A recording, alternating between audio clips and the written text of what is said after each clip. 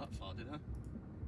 We're off to a place called The Compass today in McAlester, Oklahoma, to take on a pizza challenge which has not been beaten in 65 attempts. And we're in the proper Wild West now. Nice. VIP parking right outside the joint. So this one is 65-0, as they like to say out here. Obviously it's not 10 minutes past 11 at night. This is just a screenshot. But this is the guy who got closest, apparently. One slice remaining and a bit of debris, but nobody's managed to do it successfully yet. So hopefully I can be the first Ultimate champion. That sounds like it could be one of the food challenges on regular show. I actually messaged this place from my personal Facebook account, which I sometimes do in an attempt to remain anonymous. But he sussed me straight away, so he must have at least seen the videos. I'm Billy, I'm from the tourism office. Is there anything I can help you find, or? No, that's very, very welcoming of you. I'm actually going to this place to see Wood-Fired Kitchen. Yeah, the Compass? Yeah, I make YouTube videos for a living. Awesome. And they have like a pizza, like a big pizza where you can eat it in a certain amount of time, you get it free. That's awesome. I'm English, obviously. Yeah. Can't tell already. So this is my first time in Oklahoma. This kind of feels like an old West style. Well, I can imagine John Wayne the Duke coming down the street on top of a horse. You know the old book, The Grapes of Wrath, and of course True Grit and all that. Yeah. Well, True Grit were actually mentioned in that book. So the town of McAlester, yeah. Nice to meet you, man. Thank you. Everyone's so friendly out here. It's nice. Hi. You have like a pizza challenge? Oh yeah, that thing up there. Yeah. It's nice to meet you. Yeah. It's weird that people all the way out here, you know. Yeah. People see my when videos. they walked in, I was like, man, that guy looks familiar. And then I saw the camera stuff. I was like, that's the guy that does the food challenges. Indeed, that is me. Yeah. Well, good luck. Thank you. Thank you. It never gets old, you know. People all the way out here in the middle of nowhere, pretty much, watch my videos or have seen my videos. It's an incredibly humbling experience. Everyone's so friendly out here. I love it. Let's see what's on the menu here. Oh, there we go. The Ultimate Challenge.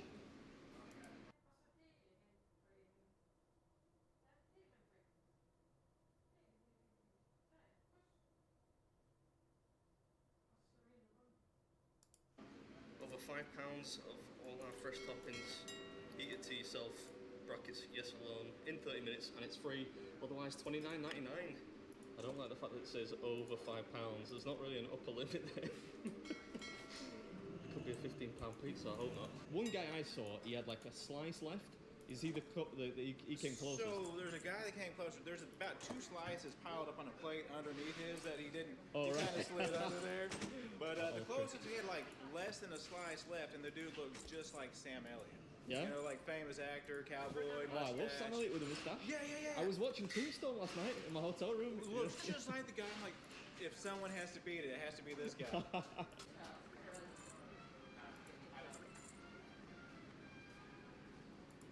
Here it is. This is the Ultimate Challenge. Yummy. You could do 4 slices. I think I might be able to eat 4. Maybe. 4? Like if I starved myself beforehand and like really try. I don't know, man. Those are big as your hand. I'm at a place called Compass Wood-Fired Kitchen today, which is in McAlester, somewhere south of Oklahoma, southeast of Oklahoma City, I think. I'm taking on the Ultimate Challenge, which has been attempted 65 times, and nobody's managed to do it yet, right?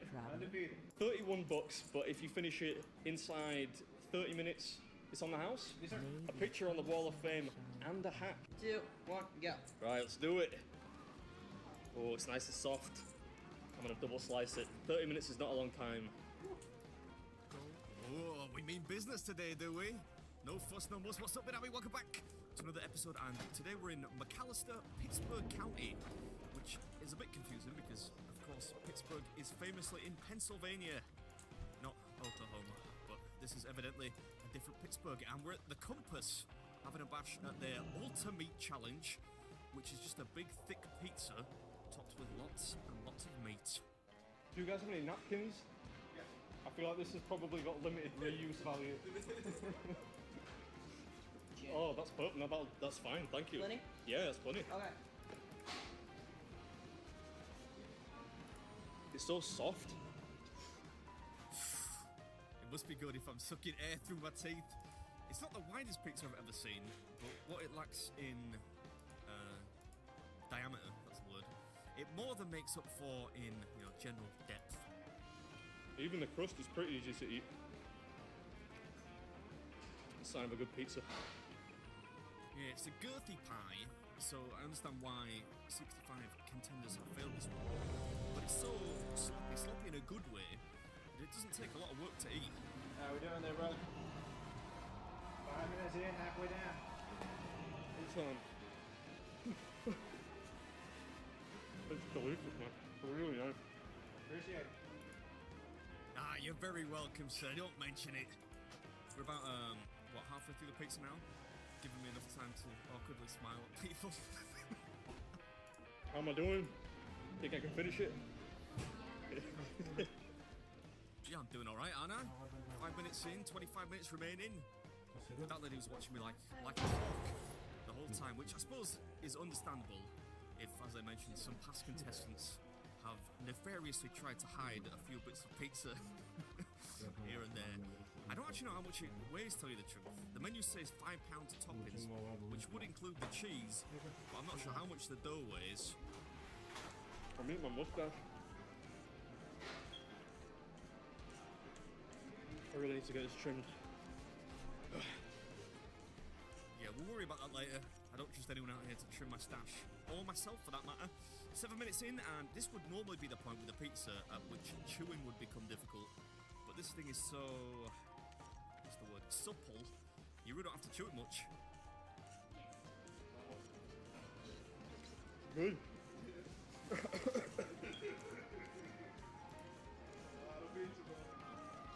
It is a lot of pizza.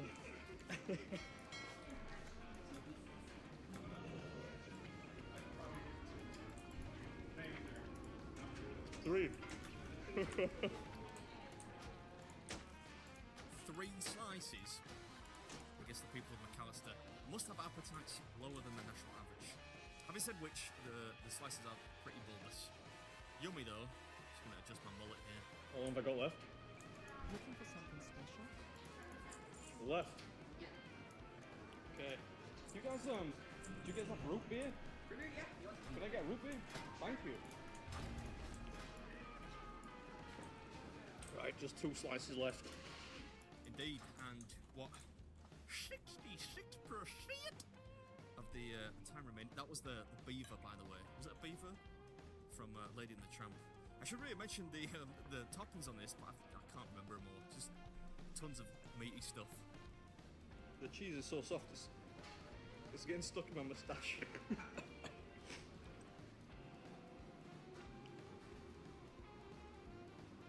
It works, man.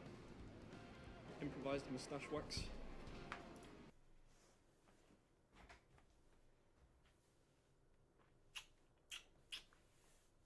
Du har ikke lyst til at køre efter noget lækkert.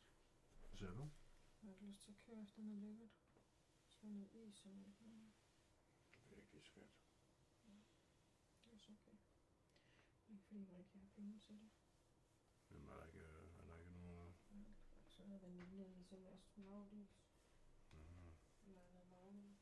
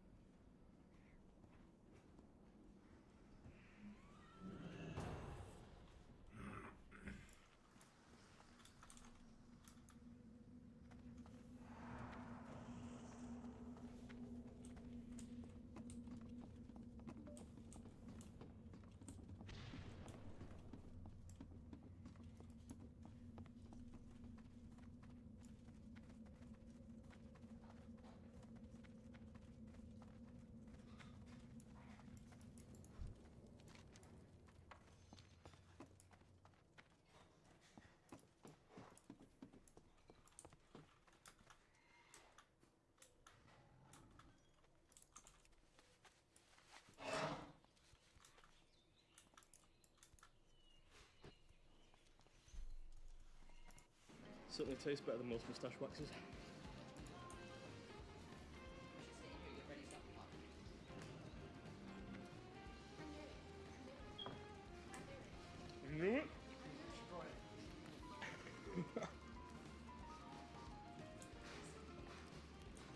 Still one more slice though. I don't know. You never know. Yeah, gotta stay humble. Let's not count our chickens just yet. It hasn't been a flawless record this year.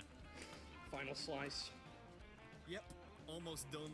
We are but a few meaty mouthfuls away from becoming the first Ultra Meat champion, getting that meal on the house, and perhaps most importantly of all, we're about to get our hands on a free winner's cap, which I like from time to time. You know, it's a little bit different from just a t-shirt.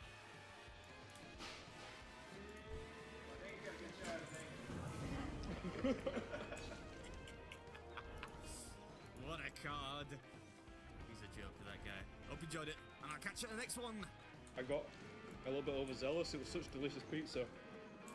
I must have eaten, I don't know, like 7 or 8 beard hairs. Oh. Watch your tone with me. You may be the prince, but So I'm what? still your Are you joking? Bring out the second one. Ooh, do you have a dessert menu? Oh, I gotta take a look at that. Right in your menu. Oh, it's in that menu? Thank you. Compass cap as well. I'm going home from this trip with a whole new wardrobe. I've got like 4 t-shirts, a cap. Whoa, this is pretty big. That's a lot of sugar right there. I thought it was going to be small. Now, normally, when I'm on one of these little adventures, I wouldn't get dessert. For 2 days, I think, so. Alright, man, how are you? Damn it, Luther. As your future Whoa. king, I order Good you though. to purge this city. You are not right. Nor would I obey that command even if you were. Then I must consider this Did you beat it? an act of treason. Yeah, I did. Oh, that is so Yeah. freaking. I was on my way over. Oh, I saw you that wanted to because see? Have you seen, What up, have you seen yo? the videos? Yeah, well, I rewatch it all the time. Oh, Like, it's nice to yeah, meet you. It's so nice I'll to give you a fist bump. By my right of Yeah, of course you succession can. and the sovereignty of my crown, I hereby relieve you of your command and suspend your paladins from service. Arthas, you can't just. It's done. Those of you who have the will to save this land, follow That's me. going alright. The rest of you, Kids are tucked to get bed. out of So. sight. We'll see about that. You just crossed a terrible line, Jaina. Sorry, Arthas. I can't watch you do this. Squeeze. No parking. Last. I think it'll be alright here. Those with a keen eye for geography may have sussed out that I'm in Birkenhead right now. Which means I'm gonna have to try with every fibre of my being not to do a Scouse accent at some point in the episode. But I make no promises. Hope I'm in the right Take place. position here, This doesn't and look I like a will lead cafe. small force inside Yeah, what's the up? trap Small and office get building. the colony. Is there a cafe around here? Yeah. Thank you. I'm here for the breakfast, yeah. Oh no! Look at this. Your rival at that is a much tidier beard than mine. I've got a table ready for you here, buddy. Oh great, yeah, fine. I think you get 20 minutes. Alright. I think, which is not long. What are you scoffing over there? What you got? Scouse. Scouts. Scouse. Is that an actual food? Yeah. What is it? Stew. Stew. Yeah. Is it nice? That's lovely. I think I'd rather do like a giant bowl of that stuff. Sounds like a laugh. I like the present. Look at the presentation on that. So you're the guy that's on Facebook who says the chef says nobody can finish this. So are you ready to eat your words? So the way it works is that if they can finish it within 20 minutes, Yeah. then them and the table that they're with, table of 4, so them and 3 other people, if they've ordered as well, eat for free. Oh, everyone at the table eats free. Everyone at the table eats for free. Do you think I'll do it? You don't think I'll do it? No. No? I think you will. Are you sticking around or? Not long enough. I've only got 15 minutes. You won't do that for 15. I won't do it in 15. I can only help the clean dead. All right. Can't believe you forgot that much. Come on now. yeah. I'm only joking. Right, that looks a bit more like it. So when you're ready, 3, 2, 1, go. That was just the beginning. Look at the size of them there sausages. I'm going with a less orthodox, but quite necessary two-handed method here, or I was. What's up, everybody? Welcome back to another episode. Happy New Year and all that. Today we're in Brighton, apparently, right at the tip, that little bit that sticks out under Liverpool, and we're at the Coffee roast, trying to put a much needed dent on that chef's rampant hubris, because he reckons this cannot be done inside the not particularly generous time limit of 20 minutes. But if you do manage to sink it that quick, not only do you get it for free, but your entire table does, up to a maximum of 4 people, I think. I just don't have any mates, so I didn't bring anyone with me, so I won't get to take advantage of that if I do win. This Those of you with the strongest steel and magic shall it go might look forth like and an destroy odor eater, them. but this Ulster fry stuff is The rest of my delicious. forces, Should probably save it to the end, encouraging but Stratford will be effective. finish off. Come on, dude, all this RB. Yes, this is an interesting component that you don't get on most breakfasts. Ulster fry, which, as the name suggests, is a Northern Irish style. A bit like sparrow, but not sparrow. It's kind of a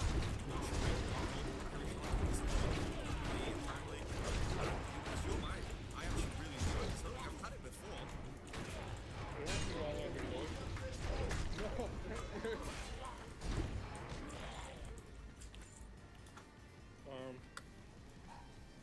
Hash browns. That's what we'll do next.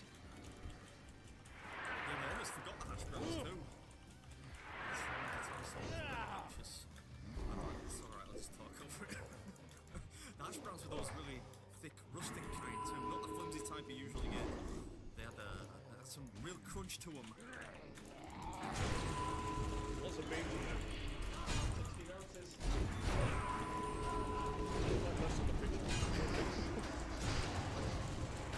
16 ounces of my stuff now. Count the beans. You get just as many mushrooms too. My goodness. Try this. Look at this guy. He's trying to escape. I see what you're doing. He's trying to sneak off now. Now he's seen the damage I've done.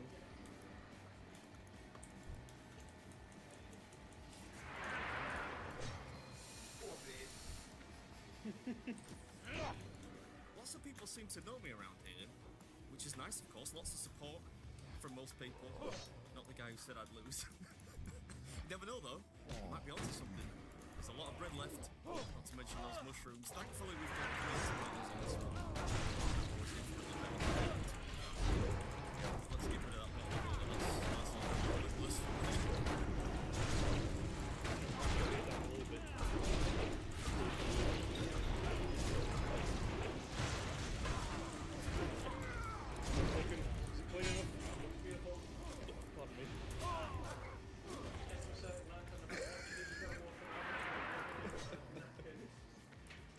This guy's just, he's thanking his lucky stars he didn't bet his Rolex or something. Still plenty to go though. Real?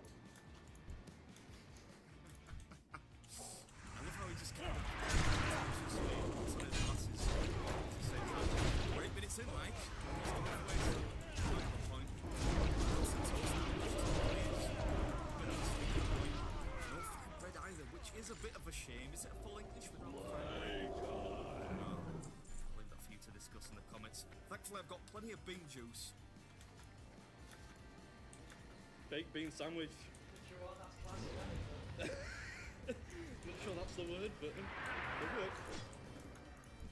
Yeah, I think I might have invented a new sandwich here. I think we've already made beans before, no doubt, but I've made them myself. Baked bean sandwich. Just let me know. I'd love to hear about it. You still think I'm going to run out of time?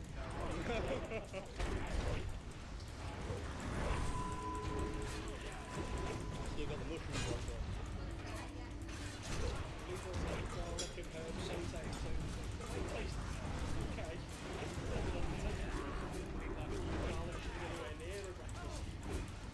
Yeah, but a lot of people say that I shouldn't watch pizza, but most people are wrong. So would you reckon am I gonna do it? No? Yeah?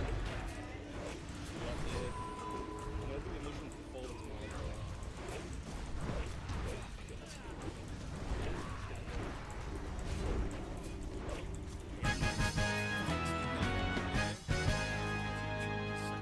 For understandable reasons. You know what? The garlic helped a little bit. Yeah, just anything to make it taste less like mushroom, you know? Yeah, garlic isn't a traditional herb in breakfast cuisine, but the mushrooms were, I don't want to say good, but not repugnant at least. Hope you enjoyed it. I'll catch you at the next one. I need to finish looking clean and tidy. I've been on TV, there are like 5, 6 cameras on me. You eat your words now, you take it back? I give you a bit. You think I know.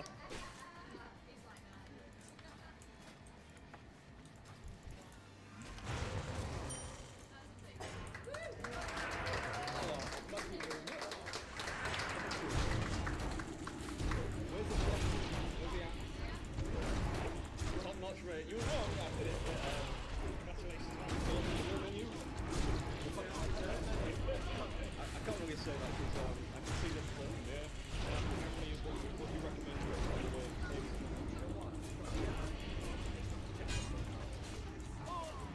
Yeah? Go on then. Sounds good to me. So you're getting a cake because I got a cake? Yeah, Yes! I'm getting a cake because you got a cake. This is some kind of Jaffa cake. Cake? Jaffa cake's also cake. There's something I said on the live stream that I'm going to be unwell.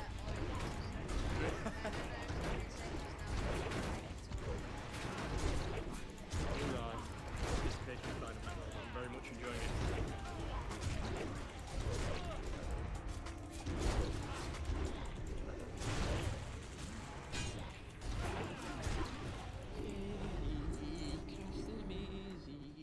That cake was bossla.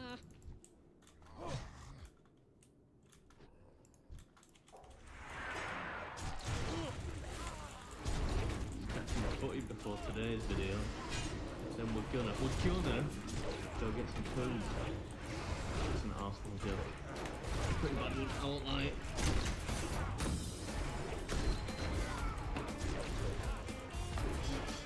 Nice weather. Good old Chevy Spark, all reliable. San Diego for sushi today.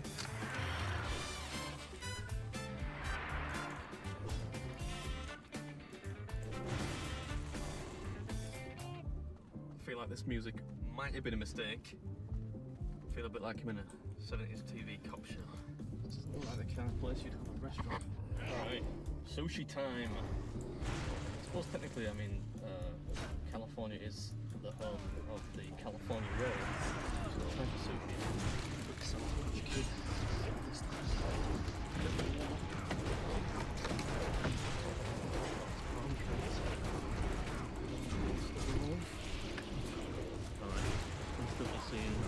Not particularly favourable Shane's frame ratio. I suppose that's the idea though. Loads of people playing this one. I'm here for the Monster Roll Challenge. 15 minutes. But if you do it for why are you laughing? It's like, 'cause you think I'm not going to do it? If you finish it in 15 minutes, it's free. Right, okay. Is it big? Yes, it's big. You think you could finish it? Have you ever tried to eat it? I did, but I can only eat 2 pieces of it. 2 pieces? Yeah. Well, you know me? From the interwebs. Oh, my reach is far and wide, all the way out here in California. Oh my lord, I was just actually thinking the other day, I was like, oh, this is so cool if I was in San Diego and I happened to meet him. It's nice to meet you. Nice to meet you, I'm Chris. I'm coming in around the corner here, I'm gonna do 10 minutes of If I lose, I can get a tattoo. Okay. That's a promise. You only get 15 minutes to finish this? 40 bucks if you lose. 15 minutes. Look cute, right? Lots of people seem to feel this one. Do you reckon that is a few hundred maybe? I'm not going to count them. These people are going to wonder what the heck is going on. Hi. How's it going? I think that's why they call it the Monster. You get 15 minutes to finish a £6 sushi roll, which is nicknamed the Monster. There's salmon in there, cream cheese, and some other stuff. Avocado, I think. If you finish it inside 15 minutes, the meat is free. You get well in. Might hold together. We'll see. What's up, everybody? Welcome back to another episode. This music's got me all worked up. Either that, or it's the massive intake of carbohydrate. Anyway, today we're in San Diego still, and we're at a rather industrial-looking spot, though not without its charm, called Deli Sushi and Desserts, doing battle with their Monster Roll Challenge. which, as you can no doubt see, is a very large sushi roll. Or more accurately, 8 of their chubby rolls. I'm gonna have a few of those around my midriff after this trip, let me tell you. And you get 15 short minutes in which to finish 6 pounds of sushi.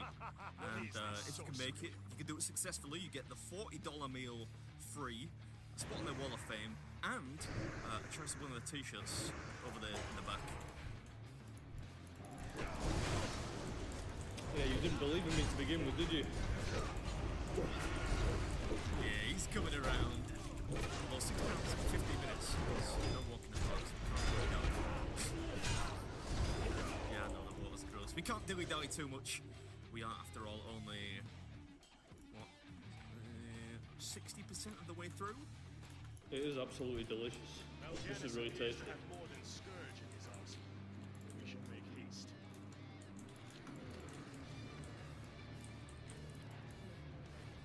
It's got something crispy in there. It tastes like knickknacks.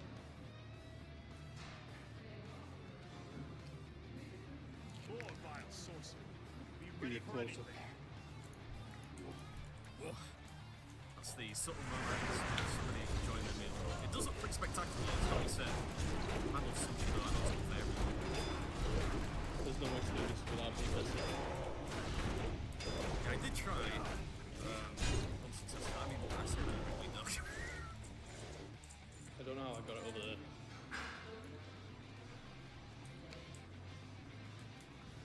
Let's move on. Final roll. Even the fake crab tastes pretty good. Hi, how's it going? I want to know what these crispy things are. They feel a lot like knickknacks. No, they're not knickknacks. Yum.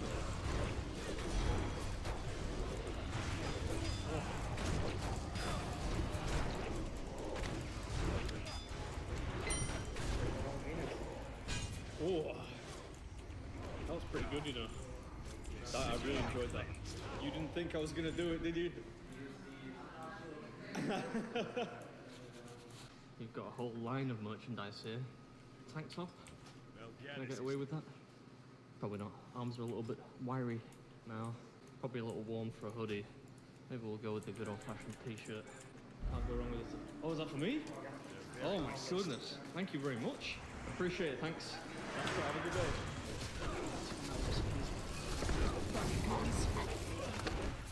You know what plastic food written in what rice is? It's so light. Easy to digest. So pretty bag. Well, you could eat that back at the hotel room. What kind of food you can really eat while you're driving. The strip is outside.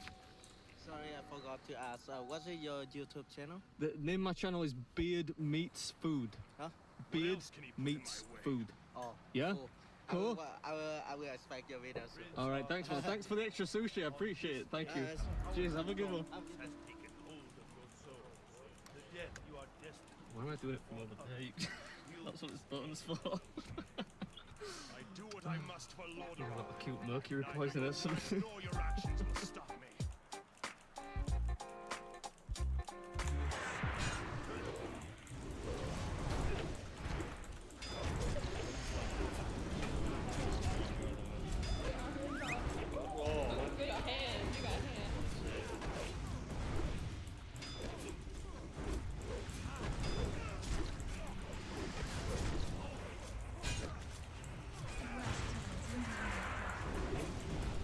Right. Now, I know what you're thinking. Is he wearing the same jumper he was in the last episode? Yeah. I'm a scruff, alright. I'm a scruff who's about to eat loads of German food. Roll the Oompa music!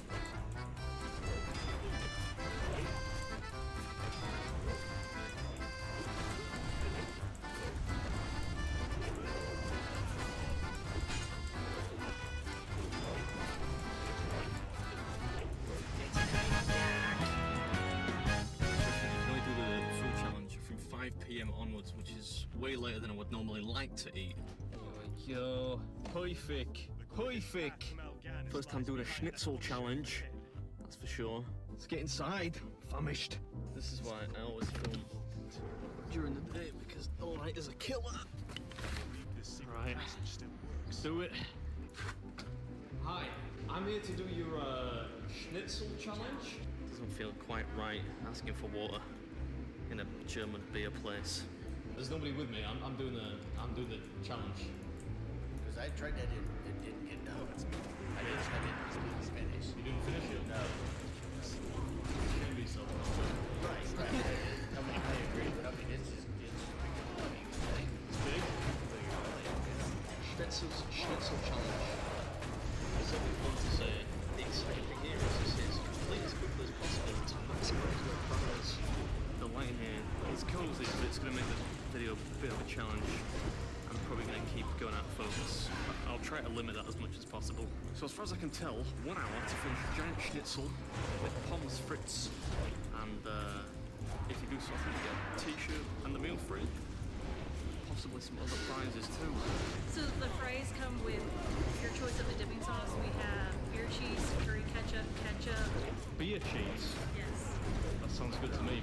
Beer cheese and I'll get curry ketchup as well. Sounds good. Yeah, cool. Probably said beard cheese at first. I've experienced plenty of that over the years, let me tell you. You lost.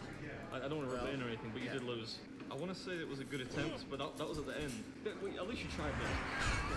Oh, here we go. Let's look at that. It's yummy. It smells absolutely unreal. It's actually reasonably. If I understand it right, you get 1 hour. 1 hour to finish, but half an hour to get it for free. Right, okay. And every 10 minutes, there's like a different cutoff for prizes. So there's like tasting mugs that are little restaurant favorites. What do I get if I finish in 10 minutes? 10 minutes, you get all three. You get the mug, the gummies, and the shirt, as well as getting it free. Has anyone done it in 10 minutes or less before? Not under 10 minutes. No? What's the quickest time somebody's done it, you know? I think we're around 11 minutes right now. 11 minutes. Ooh, slag. No pressure. I gotta get it done under 10 minutes. Come on, I can do it.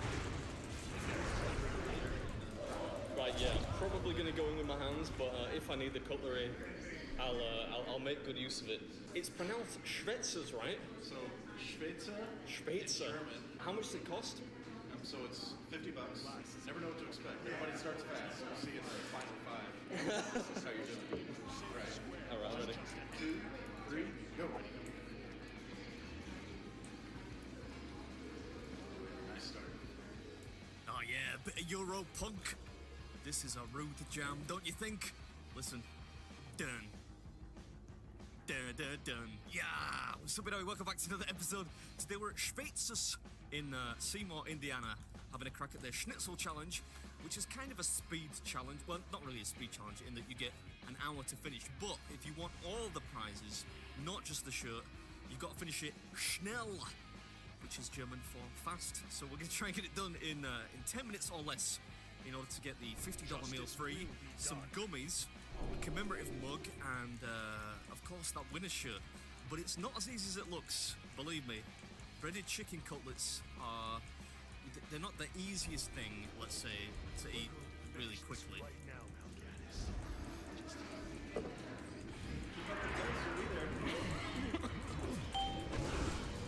Ain't that nice? Bit of encouragement from that over there. The joy's starting to get tired though now, believe me.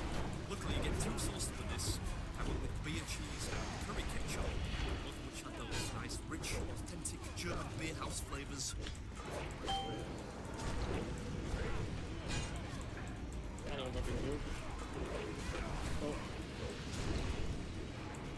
I don't want to rush it, it tastes too good.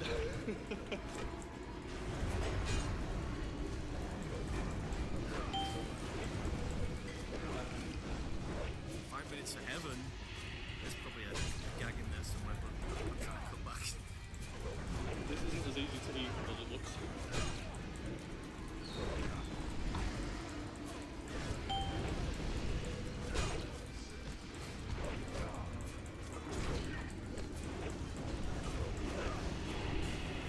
It's good. 4 minutes to finish your fries.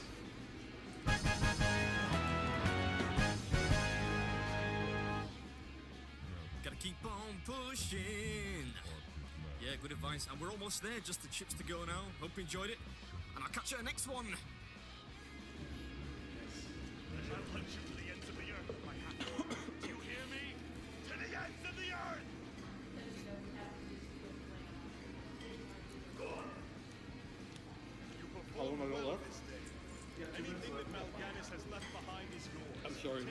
interesting.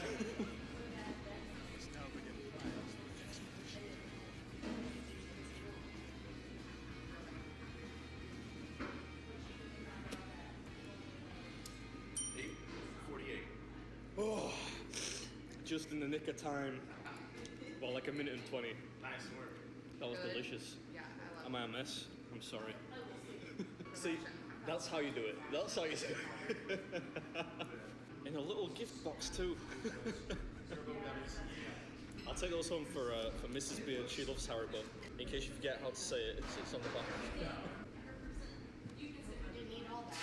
Oh yeah, I ate all. You missed the main event.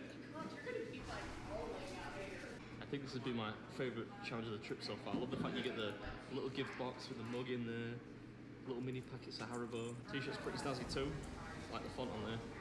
I'm enjoying my strudel in peace now. Safe in the knowledge that was the first person to do it under 10 minutes and get the full price package. It was actually harder than I thought it was going to be though. I thought it was going to be a piece of cake. It wasn't. It takes a lot of chewing. Yeah, you're definitely in first place now. 8:38. That's the time to beat. I don't think I can do the 9-minute thing like you did, but But you could do it an hour. I think you could do that. You have to let me know if you do. If you send me a message. Oh, I'm carrying so much stuff. I can't even put into words how yummy that one was. That's the yummiest one I've done since the Kendall's chicken fried steak. It's got a 3-hour drive back south now. At least I'm not too full.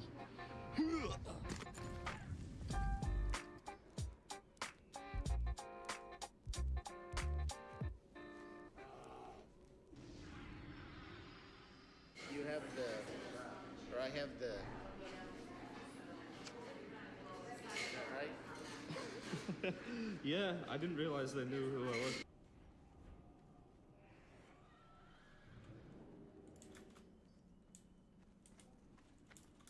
I like to relax in the passenger seat while I juice this thing up. Sipping on a carbonated beverage here, making sure that the mixed grill I did earlier makes its way safely to my large intestine. So we're going to a place called Bite Me Burger, which was made famous recently. It was all over the news because a couple paid them a visit one Saturday night and asked to do their burger challenge, which is 12 burgers in 6 minutes, I think. They were told, regrettably, they couldn't do it because it was a Saturday night. They don't do it on a Saturday night because I guess it's too busy. But they ordered 12 burgers each anyway and then proceeded to leave without paying. Then the police got involved and they said when questioned that they'd eaten the burgers, so they didn't need to pay. The drama intensified when the restaurant provided security footage showing that not only had they not eaten 12 burgers in 6 minutes, they hadn't eaten 12 burgers at all. In fact, one of them had stuffed some burgers into his pockets, I think. Shameful behaviour. So I thought I'd turn up and see if it can be done. 12 burgers in 6 minutes does sound pretty tricky.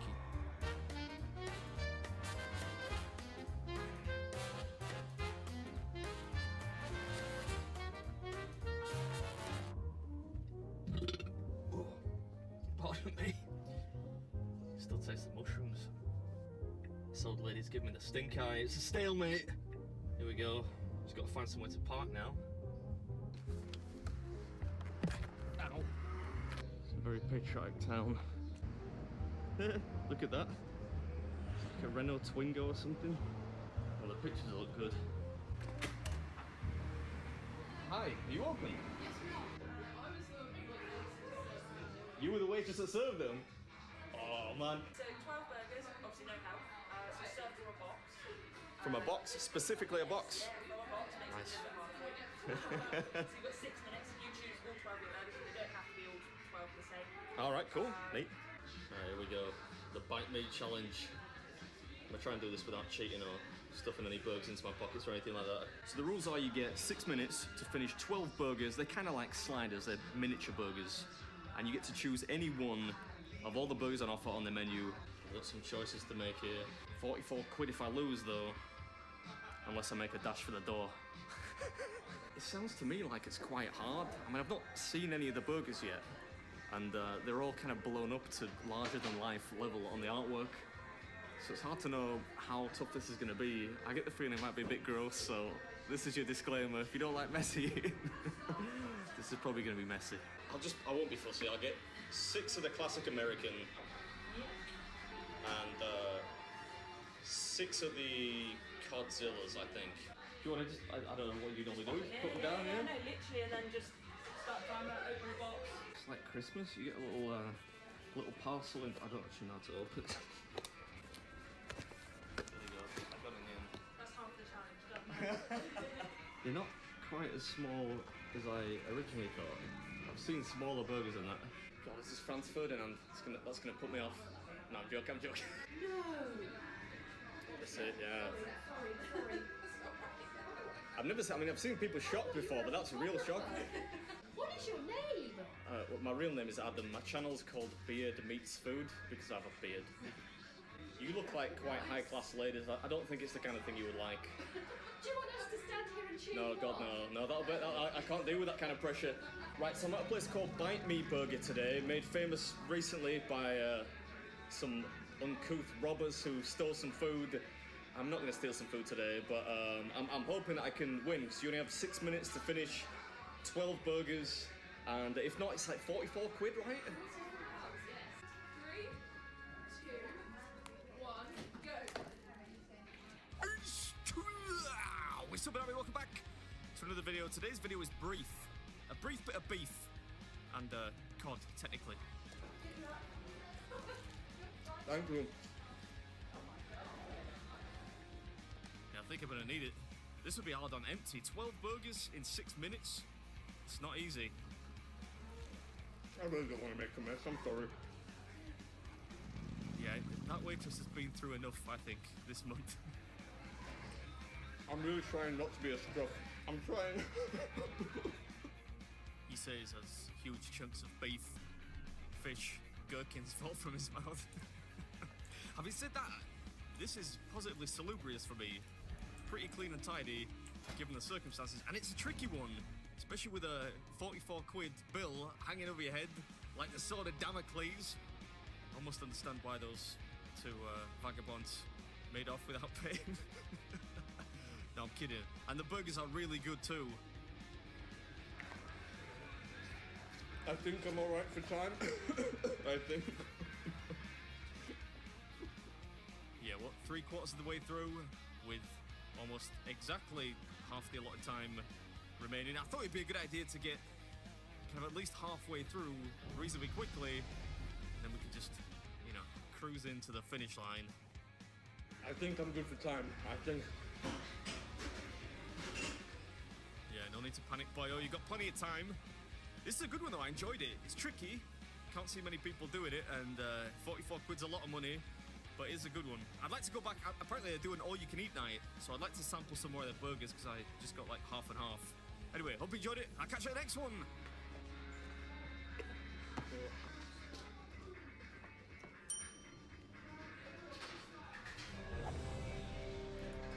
I'm sorry about the glass. I wasn't worried about that. Do you have any napkins? Yeah. I was trying to go like as quick as I could possibly go without being messy, which isn't, you know,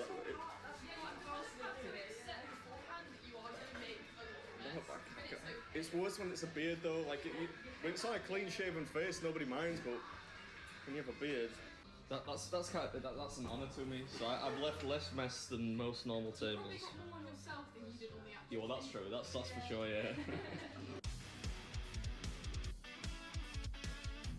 You're a crime guy. How do we do a law and order president who's facing 4 different sets of indictments in the country? Listen. 7 million border crossings. Fact check at home, okay? Because I know that conservatives like to play fast and loose. 7 million at the border was not border crossing, it was encounters at the border. You think that at any point in fighting in any Middle Eastern war, we have more private military troops on the ground than actual U.S. military troops fighting, not like people that are doing construction, not people that are cooking in kitchens. Yes. But economic policy is a bit harder. I'm sorry. Shut your face. There were 17,000 of these contractors as of April and the year that we drew out.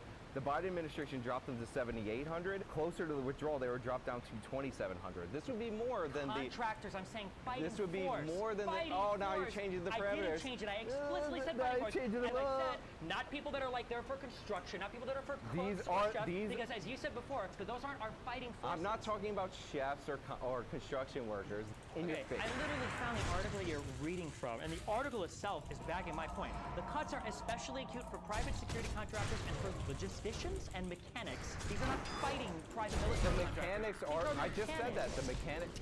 I knew you were going to say that. I just said, I know you're going to spaz out when I say Here's the direct quote from the mechanics. article. It does suggest the U.S. is not substituting for troops with money for contractors, which is a claim you just made. Bulk of this federal welfare spending, supposedly, that's going to the state of Kentucky goes to exorbitantly large military bases.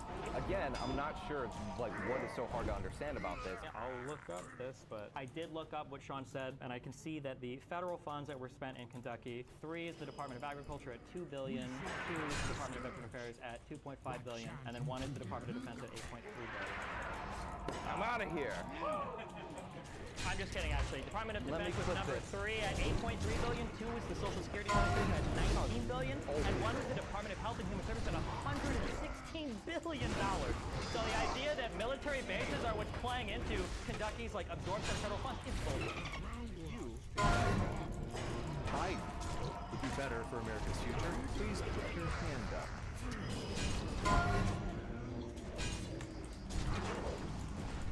Ryan's just doing a quick count right now.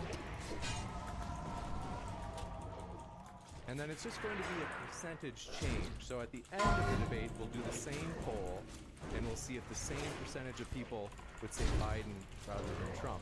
So next we'll need if you think that Trump would be better.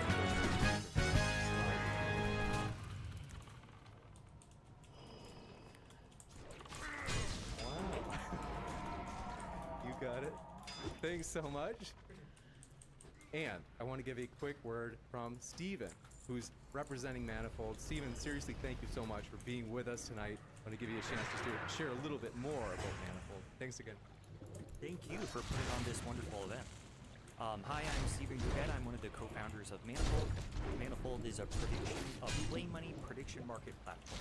What that means, you can come onto our site and create a play money betting market on any question, from serious issues like conflict in Gaza to the winner of the 2024 presidential election, to silly things like whether your friends will be dating in a month, like what color dog you're going to get next.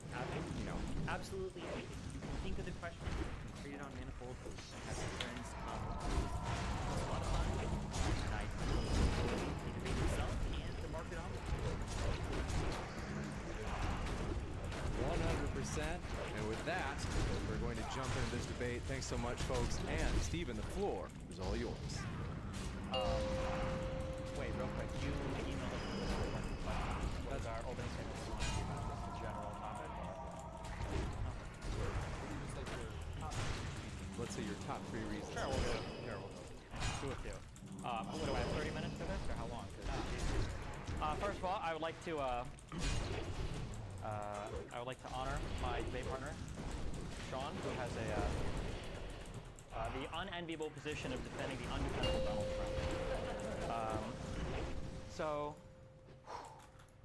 I guess I'll focus on one area, although I imagine our talks will take us across a lot of different areas. When we're looking for who would be a better president for the next term, I think something that's important is to look for what are the things that the president can actually affect, and what are the records of both of these presidents so far on the things they can claim to affect.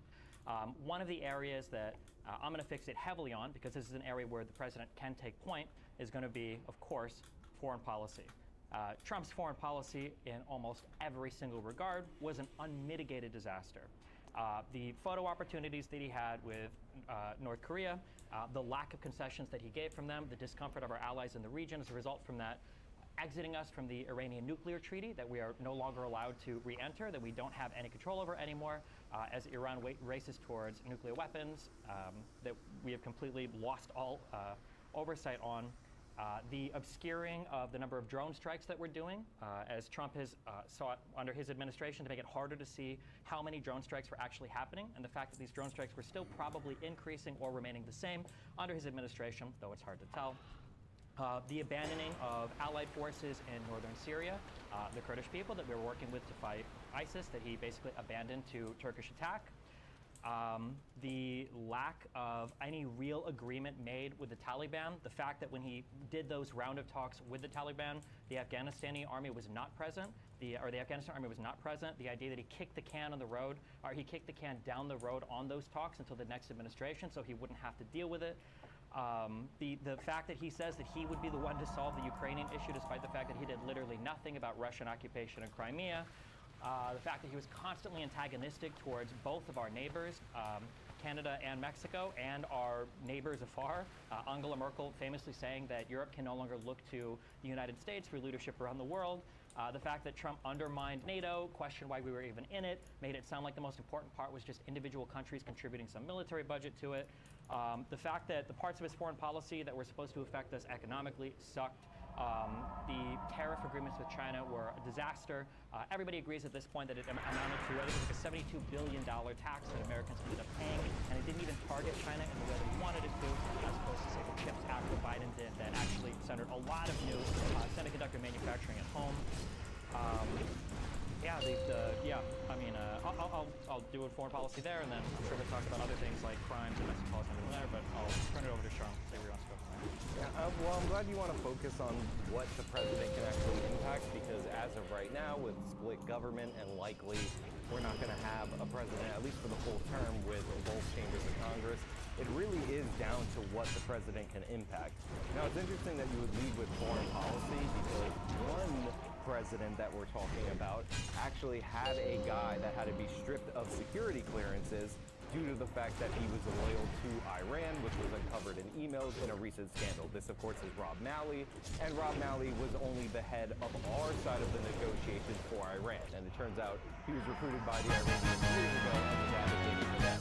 So in that particular point, I'd rather have somebody rip up a deal than put in an agent for the other side as the person to negotiate a new deal. As far as what the president can impact, one of the big things that they can affect in our day-to-day lives is through the regulatory state. Now, Trump was actually the first real deregulator in American history. With just 20 regulations that he removed while he was president, just 20, the average American is estimated to have saved, in terms of income, $3,100. It's $3,100 in your pocket due to the fact that the Trump administration was using its executive power to tear down the regulatory state. This amounted to $220 billion in cost savings for consumers and for businesses. By contrast, our buddy Joe Biden has added $360 billion in new regulations, big ticket regulations, and compliance for this. Just the paperwork is 220 million hours. If you think that that is not impacting you economically, you got another thing coming. And speaking of economic impact, many of our major cities in this country have to deal with a migration crisis. Now, one of these candidates, even though the wall didn't get built, let's be honest, campaigned on building a wall. The other candidate campaigned on having asylum seekers rush to the border. Now, here's the problem. I'm in favor of asylum. Everybody should be in favor of asylum if people are in danger and all of that. We want to help people because we're kind and compassionate people. But the thing is, when you have migrants that know for a fact, and they're economic migrants, make no mistake about it, that they can go to a border agent, say the right words, and then be put into our asylum court system, that creates a giant backlog. It actually hurts our ability to help those who are legitimately seeking asylum, and this was encouraged by the Biden administration. By contrast, probably the best policy of any president related to immigration in the last 20 years, President Trump instituted a policy called Remain in Mexico. Now, the idea behind this was pretty straightforward. If you're saying I'm fleeing, let's say Venezuela, due to the fact that I feel like I'm being persecuted or whatever, well, the route to from Venezuela to the United States goes through about 8 different countries. Now, if you're afraid you're going to be killed or persecuted or whatever the reasons for asylum, there is no reason why you shouldn't stop and apply for asylum in each and every one of these policies. Even though it's called Remain in Mexico, it just means apply for asylum in each country and then come to the United States after you're rejected. Because again, asylum is supposed to be about safety, not economic opportunity. Of course, the Biden administration did not continue that policy. He encouraged people to flood to the border, and now we have about 7 million border crossings, according to the CBD data. A bunch of Republicans will tell you 8 million. You pick whichever number you want. It's not good, and we're suffering the consequences for that. Major cities in this country are having to pay to hotel these people, and what's Biden's response? He wants to fast-track work permits, give these people a faster magnet to further draw them into the United States of America and prolong the crisis. I think the number one thing that a president needs to do is advocate for the citizens of this country. These people are by definition not that, and this is just one of the many reasons why Trump is a better candidate than Joe Biden. Also, Trump is alive. Joe Biden, we don't know. I've seen Weekend at Bernie's. I know you guys have seen it. And, you know, symbolically, Destiny's drinking Red Bull to build up the energy to talk about Joe Biden. Well, I have water because I don't need any hype. All right. We're going to kick it into an open discussion. So I'd like to put it over to the other side to respond to some of what you just heard and get us into it. Yeah, I guess the most important determining factor for, Trump's future health is, how effective the U.S. healthcare system operates in federal prisons. I'm not entirely sure what that looks like, but I guess we'll find out soon enough. I'm going to be honest, I haven't even heard of the Rob Malley story with Iran. That might be one, particular person. Is this a person that was appointed directly by Biden? Yes, he was the person negotiating the new nuclear deal on behalf of America, even though he works for Iran. And by the way, there's other people that also have Iranian ties in that group. Sure, maybe Iranian ties. Do these people rise to the level of Donald Trump when he was running for election, literally choosing people like Paul Manafort, who was working as an unregistered foreign agent in Ukraine, or people like Flynn who were lying to the FBI in regards to contacts that they had with people in Russia? Does it rise to that level of making those types of personal choices? Do you think Biden is choosing those people in particular? Or? I mean, first of all, Flynn was allowed to speak to the Russians. He was an incoming person who was going to be on national security. Manafort worked for the campaign. Should he have registered as a foreign agent? Sure, and he was prosecuted for that. But again, we're talking about the person negotiating with an enemy nation on this nuclear deal that you seem to want to praise, but he works for the Iranians. And Flynn, it's been stripped of all security clearances. Sure, so if Flynn was allowed to negotiate with the incoming, as an incoming part of the administration, I don't know why he lied to the FBI then about his conversations. Maybe you should talk to him about that. I mean, it could be a perjury trap, who knows? I mean, I don't think anybody made him lie if you actually read through any of the testimony related to that. Do we think that, I'm curious, on a broad macro perspective, if we look at the approaches that the presidents have taken to foreign policy, do you think that Donald Trump was better at shoring up support for America internationally, or do you think Joe Biden has done a better job for that? Well, there's two things. There's one, there's like, oh, are you well liked by like Angela Merkel and all these European leaders? And they're on the flip side, you have something like the Trump administration sending more weapons to the Ukrainians than the Biden administration, and the Biden administration not realizing that Vladimir to the way he viewed Obama during the Crimea annexation as somebody who wouldn't do anything, which likely is one of the factors that played into his decision to invade Ukraine. So, like, yeah, the Trump, obviously he talks like a goofball and all that, but he tends to appoint people to do the policies, and because he's not particularly interested in individual policies, he's more interested in negotiating and like the whole process of being president, they tend to do a better job. Biden, on the other hand, is just not even awake. What if they thought that Trump would do a better job at negotiating these policies, why is it that almost every single person in his administration that talked about doing foreign policy ended up shit-talking him? I'm pretty sure Pence and the AG at the time had a lot of bad things to say about Trump in regards to North Korea, for instance. Do you think he handled North Korea appropriately? I mean, what went wrong so much in North Korea that we're even talking about? The fact that we validated him as a leader, we gave him photo opportunities, and we had talks with him without securing any sort of concessions whatsoever, while telling the rest of the world that we were doing a good job in negotiating something with him, whatever that was. The question is, as compared to what? So as compared to not talking to him and continuing to, advertise on the world stage that until he's ready to come and have talks about cutting down their missiles program, cutting down their nuclear weapons program, until they're ready to have those talks, they're not going to be as validated as but none of that worked for, I don't know, how many years since the Korean War with North Korea? Like, we're on the third member of this freaking hereditary dynasty?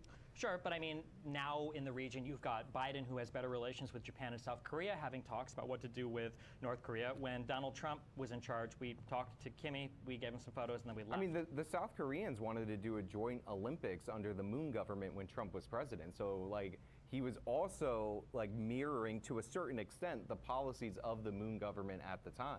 Okay, so then to be clear, you thought that Trump having photo opportunities and legitimizing Kim as a leader without actually securing any concessions, with them continuing to race towards a nuclear program and continuing to test They already missiles. have a nuclear program. See, yeah, but now they also have they have U.S. approval for what they're doing essentially. Now it seems like the U.S. They don't leaders have is chill actual with it. U.S. approval. You're They don't talking have- about like a perception of U.S. approval, which I don't think is granted. The idea that North Korea is an ally of the United States or anybody legitimately believes that is ridiculous.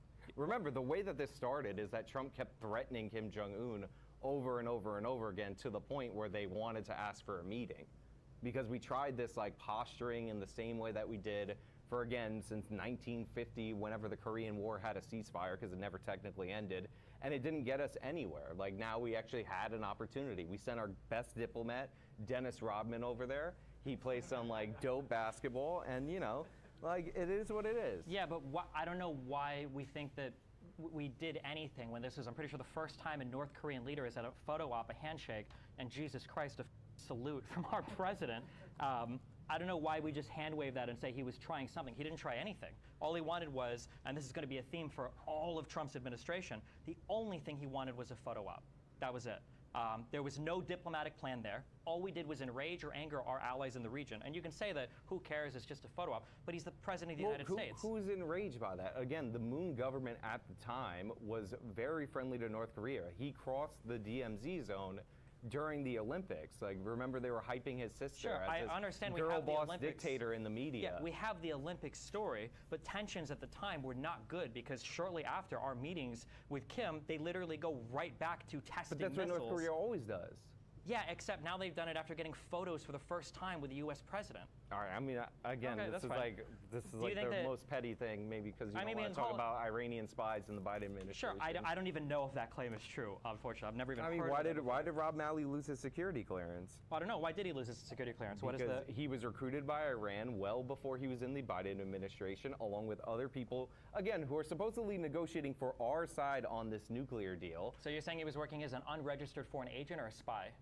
I don't know which one. Well, if you're we'll saying wait, he was, we'll if you're wait for saying- the shakeouts of potential indictments in the future. But Well, how long ago did he this lose? is- How this long is- ago did he lose his security clearance? this is recent. Like, I think news of this broke, if I have the date right here somewhere. I believe it was like last month or something like that. And what was the reason why he lost the security clearance? Because he was tied deeply to Iran. We have emails from him and contacts in the Iranian government, and the perception of those emails, at least according to the reporting, is that he is still loyal to the Iranian government.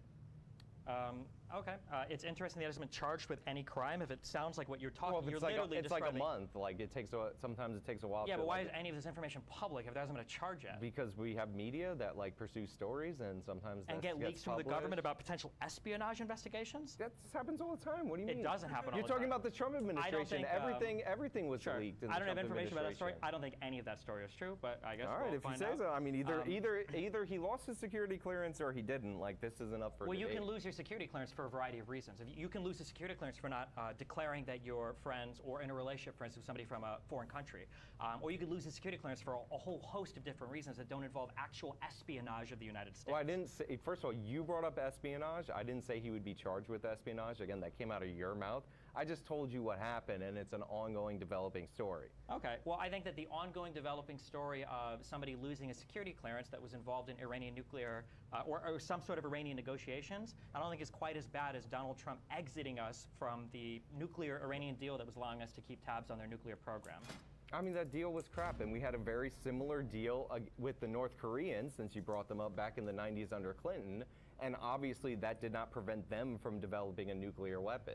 I don't think we had a I think deal it with just- the North Koreans that allowed the United Nations into their nuclear facilities to do constant inspections I don't know to make sure. I don't know the specifics of the North Korean deal, but like these kind of deals don't tend to work. You also had Ben Wait, Rhodes. this deal was working for Iran. It literally was working. Yeah, it was working for Iran. That's the problem. It was working for the whole world because we were preventing Iran from approaching a nuclear weapons program. I totally disagree. Okay, the UN disagrees with you, but okay, that's fine.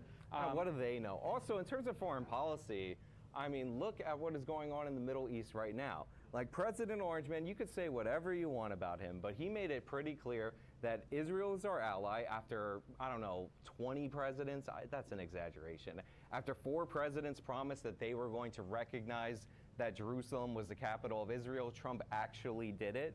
And then, weirdly enough, even though we were told by the media for years that making peace between Israel and Palestine was the key to working out recognition and all these things with the Arab world, it turns out that not doing that, standing firm with your ally, actually made that clear that that was off the table. And then we started to see recognition deals from these nations of Israel, our ally, during the Trump administration.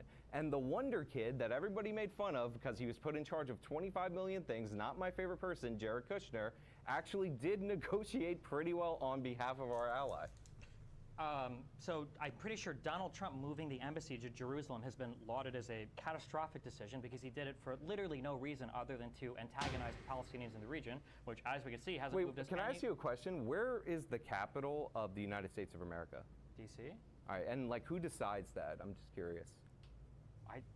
Sometime in the founding of our country, what do you mean? Who decides The that? United States of America would decide where their own capital is, right? Sure, yeah. So like if Canada didn't recognize that our capital was D.C. and they said it was Is Canada currently occupied territory like from the United Cleveland or States? something? Like, Sure. would it be weird if all of our allies recognize what Canada said, or should they recognize what we declare our capital as? Because Israel has declared their capital as Jerusalem. This was about recognition of your ally. Yeah. Does Canada and like that own, seems like a basic thing that you should honor. Does Canada own any part of Washington D.C.? I don't know. Does Palestine own anything? Is it even a country? Okay. So the whole point of that is that it's contested territory. That's why recognizing Jerusalem as the capital is probably not a good idea, because who even owns Jerusalem? It's a great idea, because if you're aligned with the country and they're telling you this is their capital, you can either recognize it like you would for a country that you're aligned with, or play this game where you're like, okay, we're all gonna promise it and then not actually deliver on it. Do you think it's weird that Bill Clinton, George Herbert Walker Bush, George W. Bush, and Barack Obama all made this promise and never delivered? No, because the whole point of the capital of Jerusalem and moving the embassy to Jerusalem is that Jerusalem is partially contested territory. That there's a huge issue about who actually owns which parts of Jerusalem that need to be resolved, that the Trump administration didn't move us any closer to resolving before just smacking the embassy down in Jerusalem and saying, oh, look, we did a good thing. But all it did was increase tensions in the area. It didn't help anything. It didn't do anything good. That is true. The largest terrorist attack in Israeli history happened under the Trump administration. Oh, wait, that was last month under Biden. What did Biden do to increase hostility? Well, we do have an intelligence base over there. Why did that fail? I don't know what any of those things have to do. So part of the reasons why the people in the Gaza Strip are so incensed at people in Israel is partially because of, you brought this up, the Abraham Accords. None of those bilateral peace agreements were impressive. They were already with countries that had relatively normal relationships with Israel for years. They didn't involve any of the Arab countries that have a lot of issues with Israel, such as Jordan, such as Syria, such as Iran. And the only thing it did was continue to antagonize relations between Israel and Palestine, because there were more peace treaties being signed in the Middle East without any explicit statement of what would be done to contest the terrorism. Because it is a myth that this Israel-Palestine thing is the recognition of the state of Israel as these countries.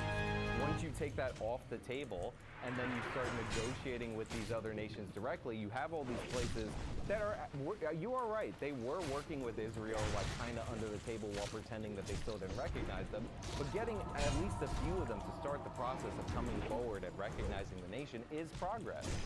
And that did happen. Yeah, but it's progress in an area that doesn't matter, and it's making regressions in areas that why do would matter. why would that not matter? It's It like doesn't the matter broader because these it's like the countries were broader already, Middle East. Because these countries were already communicating with each other more or less, and now all it's And done by the is- way, one of the foundations of this alliance is the fact that Iran is a regional power that they're all trying to check in the area.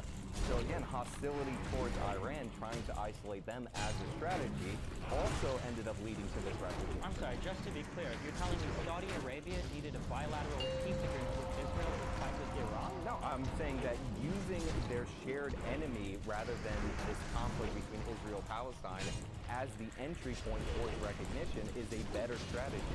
Yeah, but the conflict between Israel and Palestine is like one of the declining conflicts in the region.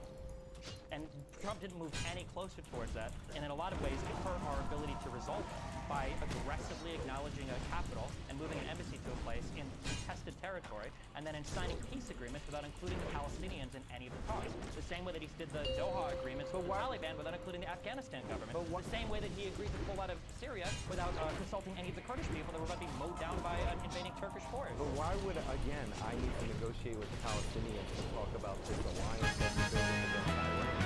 Because Israel-Palestine is like the contested territory. Yeah, that is a contested territory. You realize that you can walk and chew gum at the same time. They could have this issue, this border issue, that is over here, but the main issue is that these countries are all natural enemies of Iran, and you're trying to build an alliance to counterbalance that.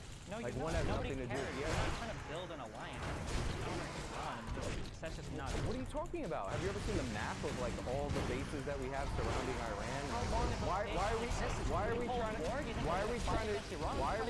I said counterbalance. Why are we trying to negotiate a nuclear deal even under the Biden administration with Iran if we're not trying to keep them in check? Because nuclear, like anti-nuclear proliferation, is one of like the stated goals of the entire world at the moment. So we try to discourage essentially everybody from approaching nuclear weapons.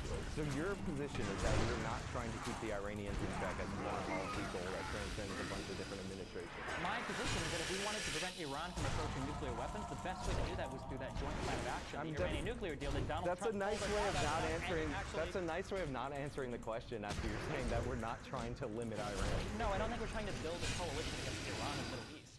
What are you talking? Of course we are. We're trying to have a check on Iranian expansion. Of course we are. Where is Iran expanding to? Well, right now they're expanding their influence into Iraq. Or do you deny that? That they have a lot of Iran influence and in the new Iraq Iraqi have government. yeah, but the way to do that is to build military alliances? Okay, I mean, wait, hold on. Let me just ask you a question, right? Okay.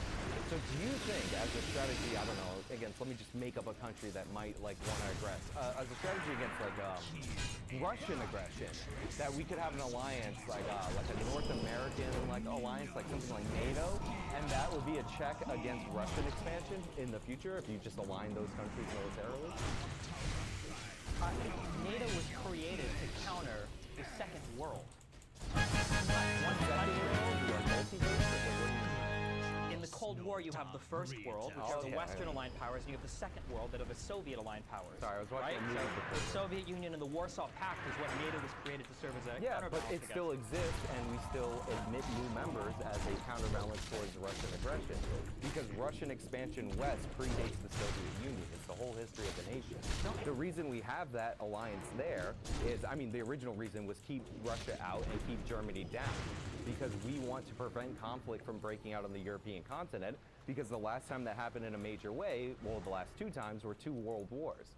So yeah, you do build military alliances in specific regions to check an expanding power. Like, it seems like you're just arguing this to argue this. I'm not arguing to argue it. You're trying to make it sound like these random bilateral peace agreements with countries that are already incredibly friendly towards us and pretty friendly towards Israel means But anything. Why never not work towards moving to normalizing relationships with Iran instead of being intensely provocative towards them? They never formally like recognize Israel. What are you talking about? They were already communicating. In a bunch of these countries, in a bunch of these countries, even though they're allies with us and they're allies and we're allies with Israel, if you have an Israeli passport in your Israeli passport stamp in your passport, you couldn't even go like to both countries. This is one of the reasons why with the State Department you have to get 3 different passports sometimes if you're traveling between this region. But yeah, like of course, obviously. I think if the goal is to reduce tensions in the region, then the goal should be the normalization of relationships with Iran. That has been like the key goal for foreign policy for probably the past 20 years. Before 20, 30 years. Before Bush identified Iran as the axis of evil, that was our goal. It was towards normalizing relationships with Iran. That was part of what the Iranian nuclear deal was for. Except. Okay. Sure. Except the Iranian nuclear deal emboldened the Iranians. It put them into a position where their neighbors ended up fearing them, and that ended up setting up the impetus for this potential alliance. Okay.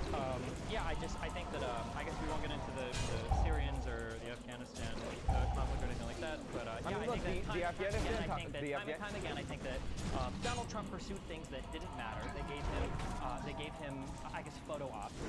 We got this, every conservative touts this peace in the Middle East that didn't happen. I didn't say peace in the Middle East. I didn't say you did. I said that a lot of troubles, a lot of discussion about peace in the Middle East that didn't restore importance of these peace agreements. They aren't that really. Obviously, as we see today, they didn't get us any closer towards normalizing relations with the people that matter, like Iran, like Syria, like Lebanon, like figuring out what was going on in Palestine. Obviously, the situation in Afghanistan, him, again, kicking the can down the road so we wouldn't have to deal with that in his administration with the Taliban was deplorable. Abandoning our Kurdish allies in Syria after they helped us eliminate ISIS, or at least in parts of Syria, and abandoning them to the Turkish army, that was deplorable. Not doing anything about Crimea and somehow pretending like he would have stopped. The Crimea happened in 2014. Who was president? Was that Trump? I'm sorry, did Russia pull all their troops out for the 4 years that Donald Trump was president? No, but like that happened. Clearly that didn't matter. That happened in 2014, and the Trump administration was heavily arming the Ukrainians. Yeah, more it's been so a policy than the Obama administration. It's been a policy to sell them weapons, but. Yeah, he ramped that up, even though people were saying that he was... Well, he ramped that up. He also got impeached for threatening to take it away because they wouldn't do investigations on it. Allegedly. Well, he was impeached for it. Listen, I heard that was a perfect phone call. I don't know what you're talking about. Yeah. Yeah, I don't know what... So you're a crime guy. How do we do a law and order president who's facing like 4 different sets of indictments in the country? Listen. All I'm gonna say is that if you think that any other president, if they had these alleged crimes waged against them, would be prosecuted in the same way, I think you would definitely be lying. The fact of the matter is they're prosecuting him because he's the Orange Man, and that is the only reason. Can you give me an example of which of the indictments are comparable to past crimes that you believe that presidents have committed that haven't been pursued? I mean, you could prosecute. So one of the things that they used was in Georgia, they tried to use a RICO statute against President Trump. Now, you could have actually used that against all presidents. Ben Shapiro made this argument back in like 2010 as a way to deal with their administration as a group. But like nobody ever wanted to do that because presumably opening that can of worms on past administrations should set a precedent that you could do this to any successive administration. But President Joe Biden, even though he's asleep, decided to have his Attorney General, his Justice Department, break those norms anyway. And now it's considered a potential standard going forward that when you leave office in the United States of America, the next guy can come in and prosecute you. Even the Obama administration didn't do that. Even the Obama administration didn't do that for the Bush administration. And by the way, the crimes that he was accused of were actually torture related, ordering it, covering it up, detaining people in Guantanamo Bay in violation of their civil rights without charges. And Obama, like, you know, you say what you want and whether you agree or disagree with this, he seemed to set a precedent that the Trump administration actually followed when they were in office, which was we don't look backward, we look forward. But Biden's like, nah, never mind, we're going to look backwards for this particular guy. This is destructive to our entire process. So firstly, there's absolutely no evidence whatsoever that the DOJ is working underneath Biden. Or that Biden is ordering any investigation. Who appointed Merrick Garland? Who appoints the chair of the Federal Reserve? Do you think Biden sets the interest rates? Who appointed Merrick Garland? Why do you think the appointment is... The Federal Reserve is a unique institution in the United States of America that does not directly serve under the executive branch, so this is why they're not analogous. The Department of Justice is something that is directly under the auspices of the president. So when Barr was contradicting direct statements that Donald Trump made, was Barr working under the He was under the direct order of President Trump. I mean, one of the things that you could actually ding Trump for is that he didn't fire people enough. Like, for some reason, he wouldn't fire. It's true. Like, a lot of these people just ended up quitting the administration. Like, he didn't fire Anthony Fauci. He had every power to do so. He had every power to fire his own Attorney General. Gotcha. So just as a matter of, like, recent historical record, the DOJ does not work under command of the President of the United States. Of course it does. That is a fantastic claim. I'd be curious if you could point to investigations where the President of the United States orders the DOJ to begin investigating enemies of the President. A president can order the DOJ. We're not asking the president. He could theoretically, he could make that, or he could theoretically, but to do so would be an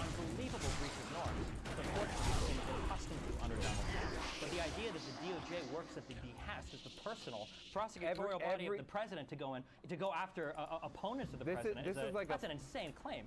And Biden himself has made contradictory statements, as though Garland has made contradictory statements saying as much that these things do not happen. Yeah. It does not happen. There was no communication. This is like saying that if Pete Buttigieg over at Transportation says something that Biden disagrees with, that Pete Buttigieg is not working for the Biden administration. Sure, you can say specific things, and maybe the Trump administration as a whole believed in a greater separation between the DOJ and the administration proper. But it has been long precedent amongst especially Democratic administrations that there is a close relationship with their office and the DOJ. I mean, Robert F. Kennedy Jr. was appointed as the AG under John F. Kennedy. Eric Holder was called Barack Obama's wingman.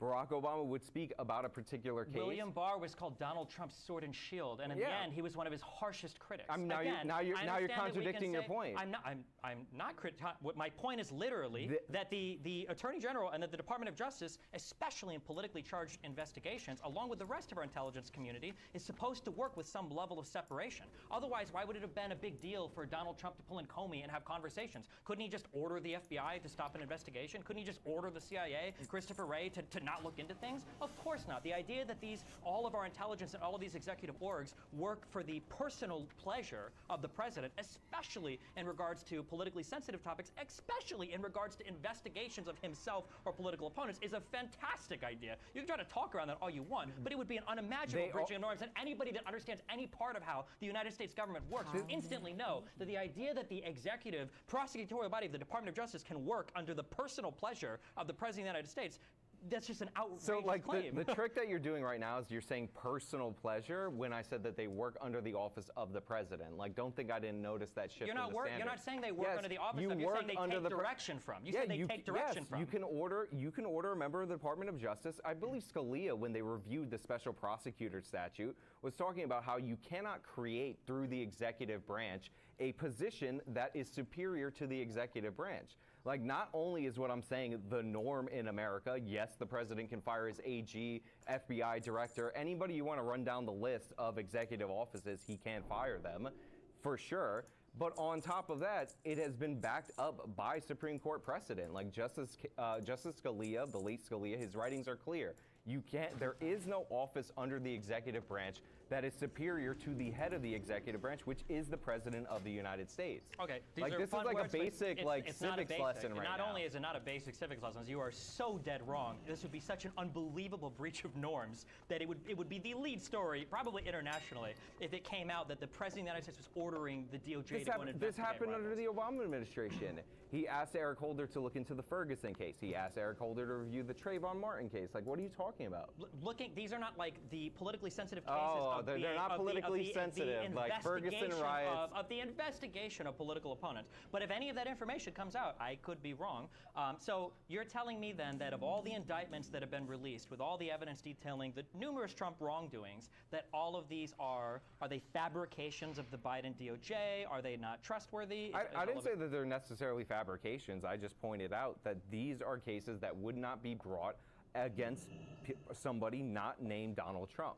Okay, can you give me an example of somebody else that's held on to secret records that have been specifically requested by the federal government for over a year that haven't been returned? I mean, there's a specific case for Bill Clinton under the courts where he was arguing about whether or not his recordings were of a personal nature or a classified nature. The court actually ruled with the Clinton administration.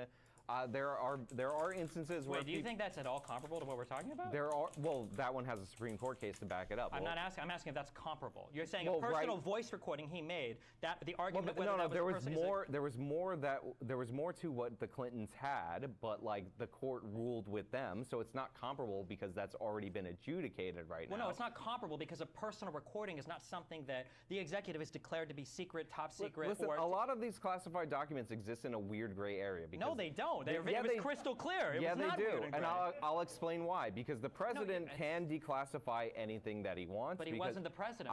He wasn't the president. He was the president when he took them. This is why you end up with a weird problem. It's not a weird problem at all. He took them when he had the right to do it. The Secret Service set up Mar-a-Lago for these documents to be a place where they could be stored. Wait, waiting no, for, they didn't. Yeah, they did. When he was the president. They were not set up to indefinitely store classified I didn't say material. indefinitely. You're adding a qualifier. Well, no, that I but the didn't say. indefinite part, because he was no longer president. That's the whole point. My point is that it's a weird situation where he's able to move these things because he's the president, but then he stopped being president. So then it's like, okay, now, like, how do you adjudicate this? You adjudicate it incredibly simple, the way that it always has been done for past presidents. We've never had a case like this.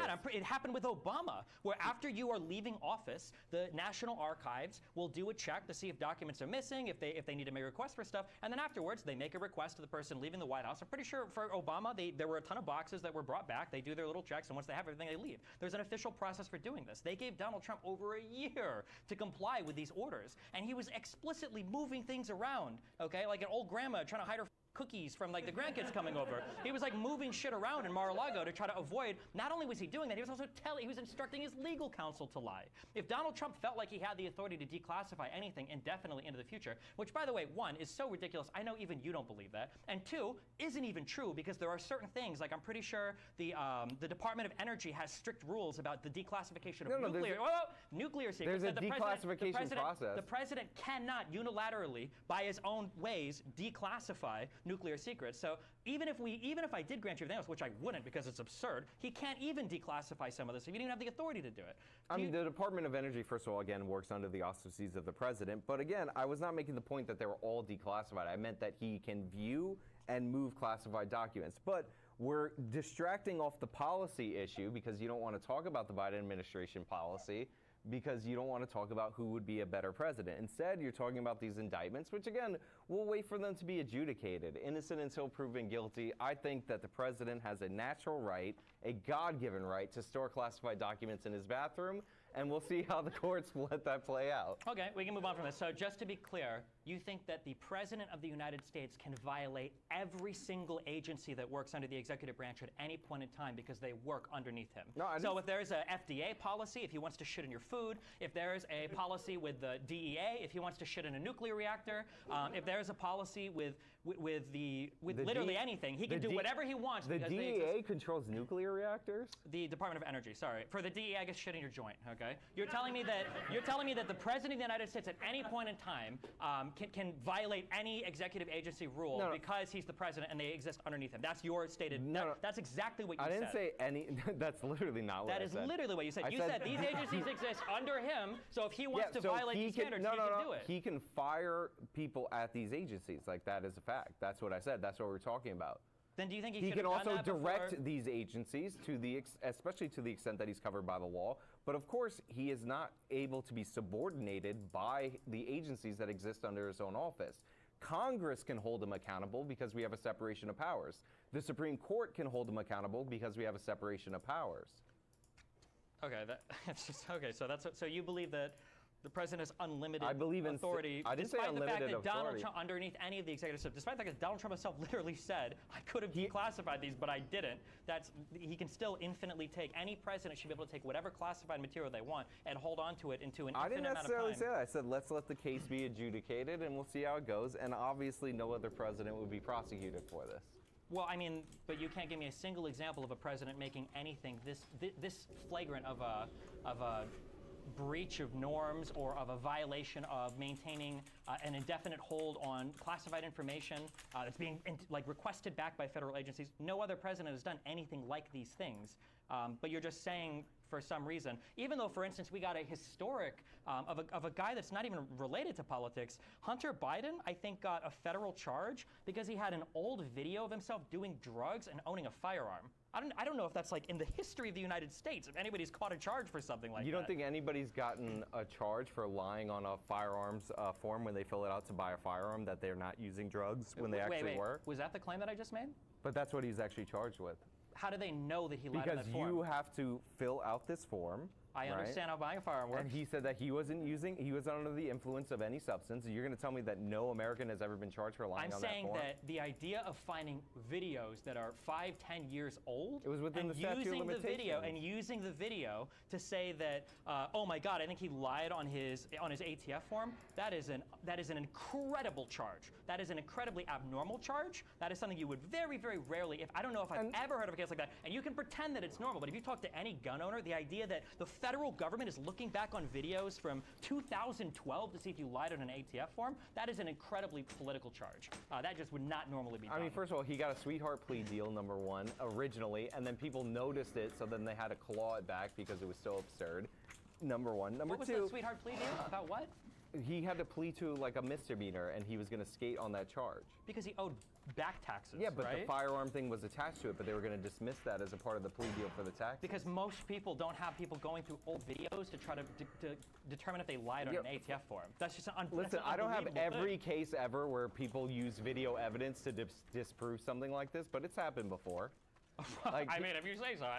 People will do video investigations to check if you're lying on your Social Security disability. Like the idea that people haven't posted video evidence of their crimes and then later, years later, been indicted on something like that is absurd. And also, we have a huge regulatory state, which, by the way, is being increased by the Biden administration, and people get dinged based on ticky-tack violations and end up serving federal time for that all the time in this country. What are bad regulations that Biden has passed you disagree with? There's a ton of them. Like, first of all, like he's not letting these permits go through for the oil drilling.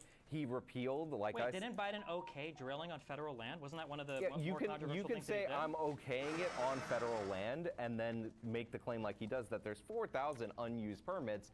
But then when you go through the details of it and you figure out that in order to drill for oil, you need an exploration permit, then, by the way, only 1 out of every 10 maybe find something like that. It might even be a lower hit rate. Then you need a permit in order to have your drilling plan. And then you need additional permits in order to extract and transport and all that. So he can say, oh, I approved it on federal lands to sound good and whatnot. But in reality, he didn't dismantle the entire regulatory body of drilling and transporting fossil fuels, something that is pretty sensitive to the United States. He ramped it up. I don't think he's made substantial. Are you telling me that before you didn't need a permit to transport oil? Nobody said you didn't need a permit, but he's slowing down the process of the permits with How additional regulations. U.S. oil production is at record highs right now. We are more energy independent than we have been in the history of the United States. His approval of drilling on federal land has been historic because a lot of people on the left were mad at him for that. If you want to claim that there are other permit things in the way, I mean, there's a whole bunch of regulatory bullshit in the United States, but Biden didn't invent that. And I think, if anything, he's tried to work a bit against it as we've been struggling for energy independence from other countries. I completely disagree. He definitely has been limiting the drilling he's definitely been limiting the drilling through this gumming up of the works of the permit system. This is why there was so much pressure on him, and this was specifically highlighted when gasoline prices were shooting up through the roof. Yeah, I don't think that was because of Biden not allowing people to drill. Why were people even discussing and trying to defend the permits if this wasn't about that? About what? About which thing?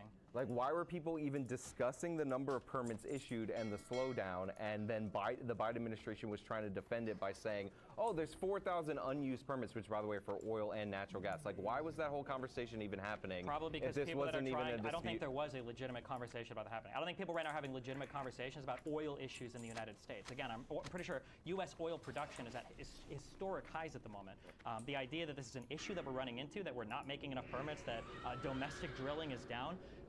If anything, I'm pretty sure that the complaints have actually been, now that I remember, pretty sure the complaints have actually been the exact opposite. That a whole bunch of domestic oil firms have had the ability to increase their production of oil, but because they were worried that we came off peak oil, and because they're worried we're going to hit another economic slump, they've actually been intentionally holding back on supply and production because they're worried that if they overproduce, they're going to drive themselves into lower profits, and then when the next economic disaster happens, they're going to be completely fucked like they just got over COVID.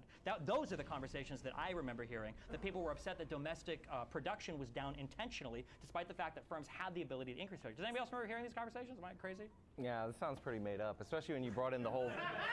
Okay, especially when you brought the whole peak oil thing in, which was a nice little buzzword you toss in there. But a nice little pivot to like something abstract that really can't be fact-checked and all that. But the idea that when gas prices were through the roof, that oil companies were intentionally not drilling to profit off those higher prices basically flies in the face of any economic reality that you can fucking think of. Like, it's kind of absurd that you would make that argument. Now, granted, How does that are there fly some in the face are when there OPEC literally themselves will raise and lower production depending upon what they want to do with oil prices? How does that fly in the face of economic reality? Sure, they can do that, but the thing is, if you're a domestic oil producer in the United States of America, not subject to what is going on in OPEC, and you see those higher prices, the idea that you wouldn't, the way you profit is by increasing your production and selling at those higher prices. This is basic economics. Higher prices draw in more people to invest in that industry in order to produce it. No, first of all, you just gave the opposite take of basic economics, which is when prices are high, if you increase production, prices will necessarily fall, which is what the oil companies were worried about. They already had all of the major capital investment. They were worried about another huge price slump because that's what had happened. And the way you profit off of higher prices is to sell at those higher prices. Yeah, but if you sell your entire stock and prices plummet again, you're not going to be prepared. I think we just have a factual disagreement on what the arguments were over. I mean, people can go and look into it. I guess another thing to avoid talking about Biden's failed record. I see your strategy. Well, I mean, if you call Biden's failed record, I'm curious if you'd call Trump's record. A stunning success. Stunning success. Yeah. We can talk about the big thing that Trump ran on, the wall. Why was Biden able to get $1 billion concession from Mexico for investment into border security, and Donald Trump got a $0 investment from Mexico into border security? Listen, at some point in time, the Trump administration, during the USMCA deal, decided that he was going to threaten harsher negotiations against Mexico if they didn't send agents to their southern border in order to stop people from flowing into this country. The Alamo government actually did do that. So even though they didn't say, here's $1 billion for whatever, they still sent their people to guard their southern border, because we all know what the strategy that they were doing. And by the way, Alamo ran on the right of people in Latin America to immigrate to the United States, which is an interesting thing to run on, but whatever. It was to send his own soldiers down there. That was done by the Trump administration. That might not be this, oh, here's $1 billion for like vague investment and whatever. It wasn't That's for vague actual investment, it was for border substantive security. action right there. And maybe substantive action, something that Trump never managed I mean, to just learn look to at do. the border crossings. Like, what does that $1 billion got us? We have 7 million, according to the CBP, his own agency, saying that they cross into the United States under Biden's watch. That is way more than 7 Trump. million. Hold on. What is your number? 7 million border crossings Over under the what Biden time administration. period? Over the Biden administration's. The last estimates I've seen show that there's like 13 to 15 million illegal immigrants, period, in the United States. You're telling me 7 million came in 7 2 million years, crossings, 3 years? yes.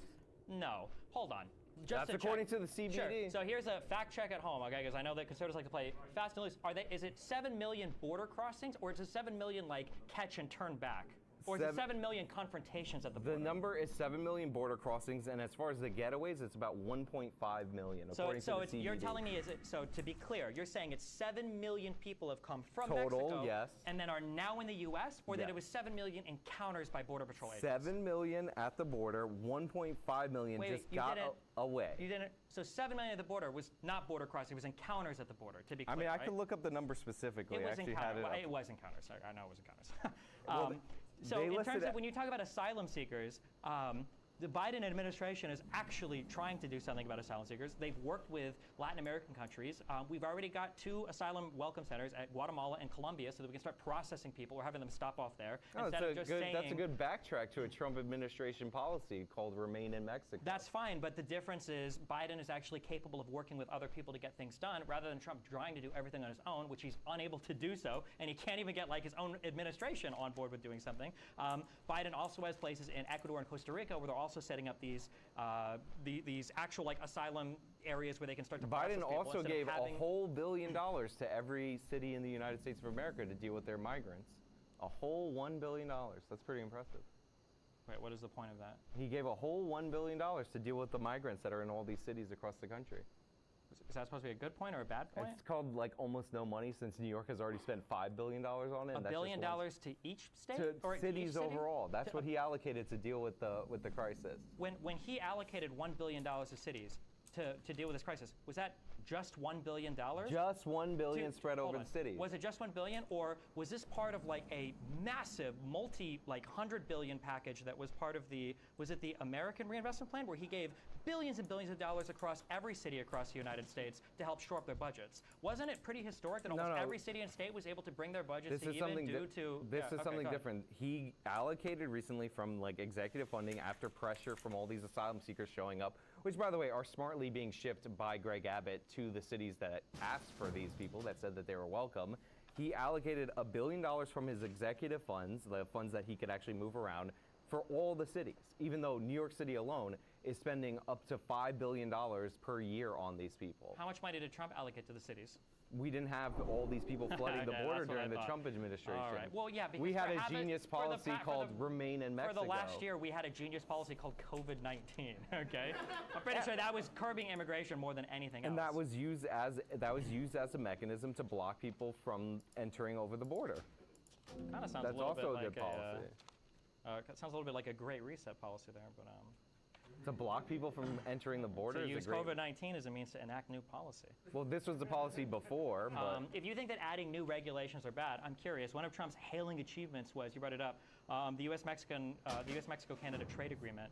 Do you recognize that this policy is basically just like NAFTA plus with a whole bunch of new regulations relating to labor restrictions, green energy, stuff like that? Yeah, there are, of course there are regulations and in a trade agreement, for sure. Okay. You acknowledge that the tariffs that Trump put on China were one of the largest tax increases that Americans have seen in an $76 billion tax paid by Americans across the United States. There is a cost to taking on a global threat, and like sometimes you have to use economic policy as a backstop for national security policy. So yes, there are costs to things like tariffs, like the economic voodoo that people promise, like from all different administrations, that you're gonna do a tariff over here and that's gonna protect you over here and save your job. That's nonsense, but there is a legitimate national security reason why you want to weaken China.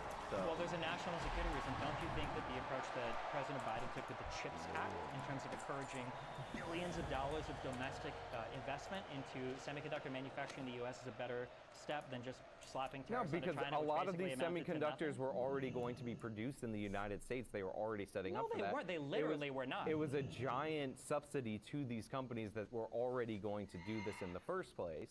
Okay, I mean, the audience, that's just wrong.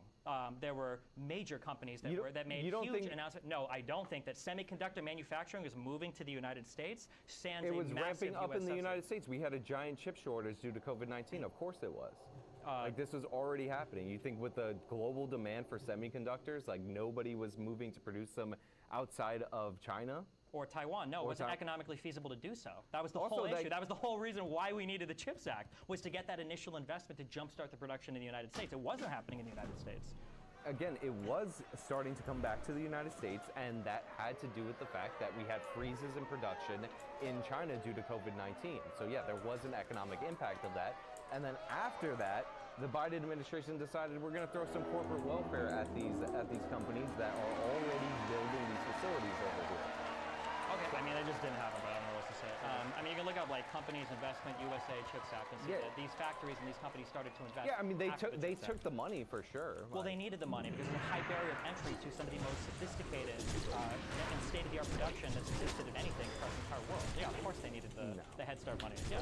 Nonsense. Well, fuck. What other areas do we think Trump is better than? I'll give Trump one thing. I think he tweets better than Biden. I'll give him that. I'll give a point to Trump in that category. I mean, he even invented his own social media company. That's how productive of a president he is. That everybody in here is on, including me. I totally have an account there. Yeah, what do you got for us, James? Thanks to the Destiny subreddit, which gave us these prompts. Who is better on foreign policy, particularly with regard to the current conflict in the Middle East? Who has had a better record in the Middle East in the past? Oh, obviously the Trump administration would be better on foreign policy in the Middle East. Like, again, he was working to align our allies who had issues with non-recognition of each other against the common foe that is Iran. By contrast, you have the Biden administration having up to 3 potential spies on the team negotiating a nuclear deal with the Iranians. So like people who work for the Iranians, including Bob Malley, who had to have his security clearance pulled, that's the people he has advocating for us, literal agents of foreign powers. Trump didn't improve any of our standing anywhere in the Middle East. He hurt our relationship with the Kurds by abandoning them.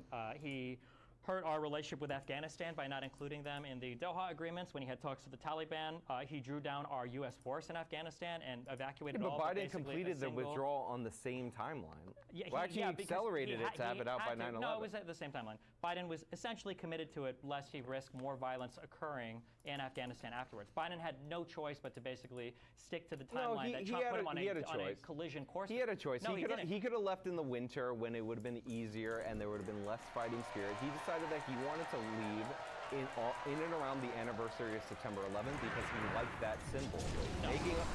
Making a foreign policy decision like that because you think it's like symbolically awesome is stupid. That's what the Biden administration did. He gave speeches expressly saying that he wanted to be out before the 20-year anniversary of 9/11. Do you deny that happened? He might have made those speeches, but the timeline was on the timeline agreed with the Taliban on the Doha agreements. The idea that you would wait for that timeline to extend would have been catastrophic, because one of the parts of that agreement was the Taliban wouldn't attack us as we were pulling out of Afghanistan. If you extend beyond that timeline, and then you do that with the singular base and with some 2,000 troops that Donald Trump left, because he withdrew like 90% of our military presence from Afghanistan, and he did it after having direct negotiations with the Taliban, completely excluding the Afghanistan army from even being a part of those talks. Yeah, Donald Trump in every way, size, shape, and form set the next president up for failure because he knew that he might not have had to deal with it. This is a complete misnomer. What part of what I just said was incorrect? First of all, you bring up the number of troops as if we don't do this trick in American foreign policy, which is have people who are private contractors who are former soldiers supplementing our forces. Now, hold on, wait, let me So ask. we had people. You're saying that when Trump drew the troops down from 13,000 to 2,000, that we brought in 10,000 private contractor people to work in the military? We had American military personnel. Oh, I'm sorry, these private contractors that were working under the auspices of the military to fill the gap. This is obvious. We've been doing this since the start of the wars in the Middle East because guess what? Those people don't get counted in statistics of American soldiers being killed. So yeah, we had tons of these contractors all across the Middle East. Okay, I just want to give you one more chance on that. So you're telling me that Trump replaced all the U.S. troops? I'm saying we had a significant contractors present. You're giving a general response to a specific question. I mean, my specific question was, because it wasn't a general drawdown of troops, Donald Trump specifically drew down our military presence in Afghanistan. Yes, it was on a withdrawal timeline that Biden also wanted to continue. No, it wasn't on a withdrawal. It was on a withdrawal timeline that he negotiated with the Taliban. There was a withdrawal timeline. People wanted to leave Afghanistan. This is true. But he didn't. He didn't include the Afghanistani army in those talks at all. Why? Because the Afghanistani army is useless. Part of the reason why they were useless is because they were completely cut out of any of the negotiations. No, part of the reason why they were useless is, have you seen those people? It's full of addicts. Have you seen them do jumping jacks? They were never going to be a fit fighting force. Anybody can look up the videos. It's not a joke. Aren't those videos of people doing jumping jacks, weren't those literally the oncoming Taliban fighters? No, wasn't it them going into the gym doing like the crazy? This was the Afghani fighting force. But part of the problem with the Afghanis is that their military could not function without the support of American, these American contractors or military service personnel in order to operate certain equipment, identify targets, and all that. They're essentially a force that needs to be supplemented by us. And the Biden administration not only withdrew the final round of troops, but he was also aggressively pulling back these intelligence personnel. I knew people that were in Afghanistan working in these intelligence roles. They signed years-long contracts because they were expected to continue beyond the Trump withdrawal, but they were yanked out of the field by the Biden administration. Okay, I mean, it's a fantastic claim that Donald Trump is replacing all of the troops being drawn out. We already had these people there. No, we just didn't. You're just wrong. You're telling me we didn't have private military contractors We did not there. have private. No, that's not how private military contractors work. They don't replace a sitting army that's working to do large-scale combat operations in the country. Have them there. That's not how PNCs work. We have them there in supplement to our military. Supplement. Our military force was drawn down to somewhat 1,500 soldiers. And at certain points, we actually end up having more of these contractors than actual registered American military service personnel. Even you don't believe this. This is 100% true. Even you don't believe this. This is 100% true. What are you talking You about? don't believe this. At points in You think at points to me, in you the think that at any point in fighting in any Middle Eastern war, we have more private Yes, military troops on the 100%. ground than actual U.S. 100%, military troops yes. fighting the war. 100%. Not like people that are doing construction, not people that are cooking in 100%, kitchens. yes. Okay. Like this has happened. This is the way that we supplement our military. Supplement. Hold on. Don't say supplement. Now you're saying supplement. But before you're telling me these are our main fighting force. The main fighting force of the U.S. armies in the Middle East are private military contractors. This is the way that we supplement our you supplement military again. You don't believe it, forces. 'cause you know you don't believe what you're saying. Again, you're not letting me finish because you know I'm correct. No, this is the way we supplement our military forces in the Middle East. We use private contractors. Sometimes they actually exceed the amount of military personnel that are there. And part of the reason why politicians are so quick to do this is not because they're cheaper, which is what your senators will tell you, but it's because we don't count these people in our soldiers' deaths, even though they've been in the U.S. military their whole lives, and they just happen to get a job with this. But yes, there are different points in the Iraqi conflict and the Afghanistan conflict where we had more of these military intelligence that worked for private companies than actual U.S. military service personnel. That is an absolute fact. Okay. I encourage the audience to look that up if you want. If you do that during the surge in Iraq, during any major occupation that are major fighting forces, PMCs, then yeah. I mean, you can read the book called The Modern Mercenary. You can learn about how this system developed and like why this is very politically advantageous. It's 100% fact. Now, by the way, most of the time, these are just people who were in the military. So like, it is close enough to the approximate to our soldiers. So when you hear about American personnel dying over there, those are our troops. They just happen to be working for this company that's being contracted out. Hold on. When stories like this come out, usually it's like BlackRock contractors killed in. It would be Blackwater. I don't know if BlackRock, you know, they're buying all our real. BlackRock owns everything, so maybe they own the private military contractors. I mean, you just said they own like half the military, apparently. Sure, apparently, all the private troops that are over there. Yeah, I guess. Yeah, they are over there. Do you want me to look up the American military private contractors that are over there? That are fighting force? Yeah, go for it. You want me to? Okay. Yeah, I don't know what else. James, what other questions you got? You turned me up, Brian. Thanks so much. Who is better for the economy given current inflation and Americans' current worry that the economy is headed for a recession soon? I mean, obviously, I'm going to say Biden. I think that Biden has done a good job at trying to keep things under control, but economic policy is a bit harder. I'm sorry. Shut your face. Yeah. So there were 17,000 of these contractors as of April and the year that we drew out. The Biden administration dropped them to 7,800, and then closer to the withdrawal, they were dropped down to 2,700. This would be more than contractors. I'm saying fighting This would be force. more than fighting oh, now force. you're changing the I parameters. didn't change it. I explicitly said Now fighting you're force. changing the And not only did I parameters. say explicitly, I said not people that are like there for construction, not people that are for because as you said before, a lot of them are. These are the people that we might actually contract out a company to These do are like the food for a people- barracks, but those aren't our fighting forces. I'm not talking about chefs or construction workers. These are the people that were in there. They are working as private security contractors, logisticians, and mechanics. Private security is not confrontational military force. So you're saying private security is doing incursions into Taliban territory? First of all, nobody was doing incursions at this point in time in the war in the first place. I said that the Afghanistani military needs us which is us in terms of contractors and or in terms of military personnel, to identify targets for them so that they would do the fighting. The whole point of training the Afghan military was that they would do the fighting for us with the support from us. So these people were supposed to remain to keep them functioning. Some of these contractors, not all of them, I know you're going to spaz out as soon as I say this, were mechanics that actually kept the equipment that they used running. There's a reason why they had all these helicopters and whatnot, but none of them were being taken off in order to fight against the Taliban, because none of them can actually operate this equipment. This is what we had contractors for. This is what I was talking about the whole time. And yes, there were more of them, more Destiny, than active service personnel at that time. Okay, I literally found the article that you're reading from, and the article itself is backing my point. The cuts are especially acute for private security contractors and for logisticians and mechanics, including the critical staff necessary to keep Afghanistan's fledgling aircraft aloft. These are not fighting private military contractors. The mechanics are, I just said that, the mechanic. I knew you were going to say that. I just said, I know you're going to spaz Here's out a when I direct say quote from the mechanics. article. It does suggest the U.S. is not substituting for troops with money for contractors, which is a claim you just made. They were substituting for troops, but again... But then the article you just read me contradicts that. Again, the mechanics at this point in the war, we're talking about earlier in the war where we used them as fighting force, but at this point in the war, we were supplementing the Afghani army, which is, again, you can find what something I that just supports that said. and not an article What that is the literally what is the contradicts mechanic exactly what you just fixing? said. Like, you think they're fixing the freaking Toyotas out there? They're fixing the weaponry so that they can operate. Like, you're trying to combine statements that I said about different points in the war in order to be like, I got this W. But yes, they were supporting them at this point because this is what we were doing. This is what our soldiers were doing. The Afghani army, because they were supposed to be the ongoing fighting force. So then, just to be clear then, are you telling me that our main fighting force in countries are contractors or are military troops? At certain points in time during the Afghani and Iraqi war, we would use primarily or up to equal parts contractors and soldiers. However, why did you say the fighting force? Okay. Yeah, I got it. Okay. At this point in time, our soldiers and these contractors were working to supplement the Afghani army.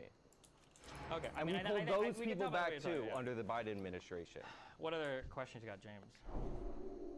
I don't know if you have any more on the economy per se. Oh yeah, the economy easy. Inflation got out of control under the Biden administration. Gas prices went up. He did all these different stimulus packages and whatnot that led to this. By comparison, in the Trump administration, the average American had $5,000 extra a year in their pocket. Excuse me for a second. And Biden actually recently announced an interesting thing related to his Inflation Reduction Act that didn't get a lot of attention. So, because they passed this law that spent a bunch of money on the economy, and a bunch of this money was going into red states because of the lower labor costs, Kamala Harris gave an announcement in Philadelphia recently that they were going to try to use the regulatory power in order to amp up the wage requirements for these red states. Now that might sound good if you're in these red states. You might be thinking, oh, I'm going to get a raise due to these regulations. But remember, this was announced in Philadelphia. The purpose of this being announced in Philadelphia was to redirect this Inflation Reduction Act funding to the Midwest, to Pennsylvania, to the states in order to secure his election win. So not only was the economy better for the average American under the Trump administration, but the Biden administration is openly manipulating these funds, which were naturally going to the burgeoning economies in these red states, to redirect them in order to secure his political support. This is disgusting behavior. It's indefensible. Go ahead, defend it. I know you want So disgusting and indefensible behavior would be Donald Trump trying to put FICA tax cuts on employees and then sunsetting it. So not only would it expire if he himself didn't extend them, but so that retroactively, all of those FICA tax would be owed by workers as part of the, when he was trying to do stimulus for people, because he was hoping that he could fuck over the next incoming administration if they didn't extend his particular economic tax cuts. That would be an example of disgusting behavior. In That's terms of smart inflation, policy right there. you can call it smart policy. For the rest of us, it's disgusting behavior. Yeah, I like how anything Donald Trump does is smart policy. I didn't say anything he does is smart policy. But unfortunately, the President of the United States does not control inflation around the world. There's not much that we could do about that. If we look around at inflation around the world, every country is experiencing inflation. As part of the G7, the United States inflation is lower than every other country that we have in the G7. Number one. Number two, in terms of gas prices, there's only so much that Biden can do. He released a lot of the petroleum reserves in the United States. That to try was a disaster. That was for emergencies. It was an emergency. Gas prices were really high. Price increases are not an emergency. It was more of an emergency than the border crisis was that Donald Trump tried to contravene Congress on because he couldn't pass legislation to take troops down to the border to try to do immigration policy. So it was absolutely enough an emergency for him to do it. Also, again, domestic oil production is higher today in the United States than it has been in all of history. I don't think that there's much more that Biden can do unless we're expecting to solve international inflation other than what he's already done. Unfortunately, the president can only do so much with the economy. In terms of Americans having more money under Trump than Biden, that's not surprising. Donald Trump did insane deficit spending. Donald Trump gave a lot of money and a lot of tax cuts. He didn't pair it with spending cuts. Donald Trump enjoyed, again, historically unbelievably low interest rates that probably played into a lot of the inflation, especially in the housing market that we experience today. Yes, if you run an economy at 0% interest rates with the Federal Reserve and you continue to just do that, and then you spend a fuck ton, and then you give a lot of tax cuts, and then you give a lot of people stimulus, and you don't rein in any of your spending, yeah, I'm sure people are going to have a lot of money in their wallet at the end of the day, but as happened with Obama and Bush, what do we have? We get an economic catastrophe, and then eventually the next Democrat that comes in has to deal with it, while the prior Republican president that was spending like a madman, even though Republicans always talk about controlling spending, gets to claim somehow that they were doing good things for the economy while controlling spending, even though he had no desire to do so. No, look, the Trump administration definitely could have done better on spending by a lot. I agree with you. There's some COVID stimulus that honestly just blew out the spending, which carried over into the Biden administration, although the emergency had already subsided when they passed their COVID stimulus, even though I agree with you, actually. Like, both of these could have been pared down. The PPP program, totally disastrous. 100% true. But I will say interest rates were cut sharply after the 08 recession. Throughout the whole Obama administration, they had low interest rates. That did not spur the economic growth that we saw under the Trump administration. Things like regulatory restrictions being removed and all these other factors definitely played into it. As far as the FICA tax, when you pass something through reconciliation, some of it has to be sunsetted after 10 years. That's the way that they got their tax. Sunsetting is a lot different than retroactively owing what you had been missing your taxes. Yeah, that was a new thing that Donald Trump tried to do to punish an incoming administration. Kind of similar to that country in the Middle East, Afghanistan. So again, interesting pattern of behavior. So when you end up passing something like this into law, you can strategically, if you want it to go through, put the the most popular things up for vote so Congresses in the future have to act. This is why I called it good strategy. Another good strategy in there was the SALT cap, which basically said if you're one of these wealthy people who votes for Democrats who have high state income taxes and all these high taxes, you can no longer deduct those taxes above $10,000, which was a cutoff for the super rich in those places, against your federal taxes, because all these rich people would back these Democrats and they'd vote for these higher taxes in these left-leaning cities, left-leaning states, and they would use that as a deduction against their federal taxes. The Trump administration said no, if you're going to vote for taxes in your local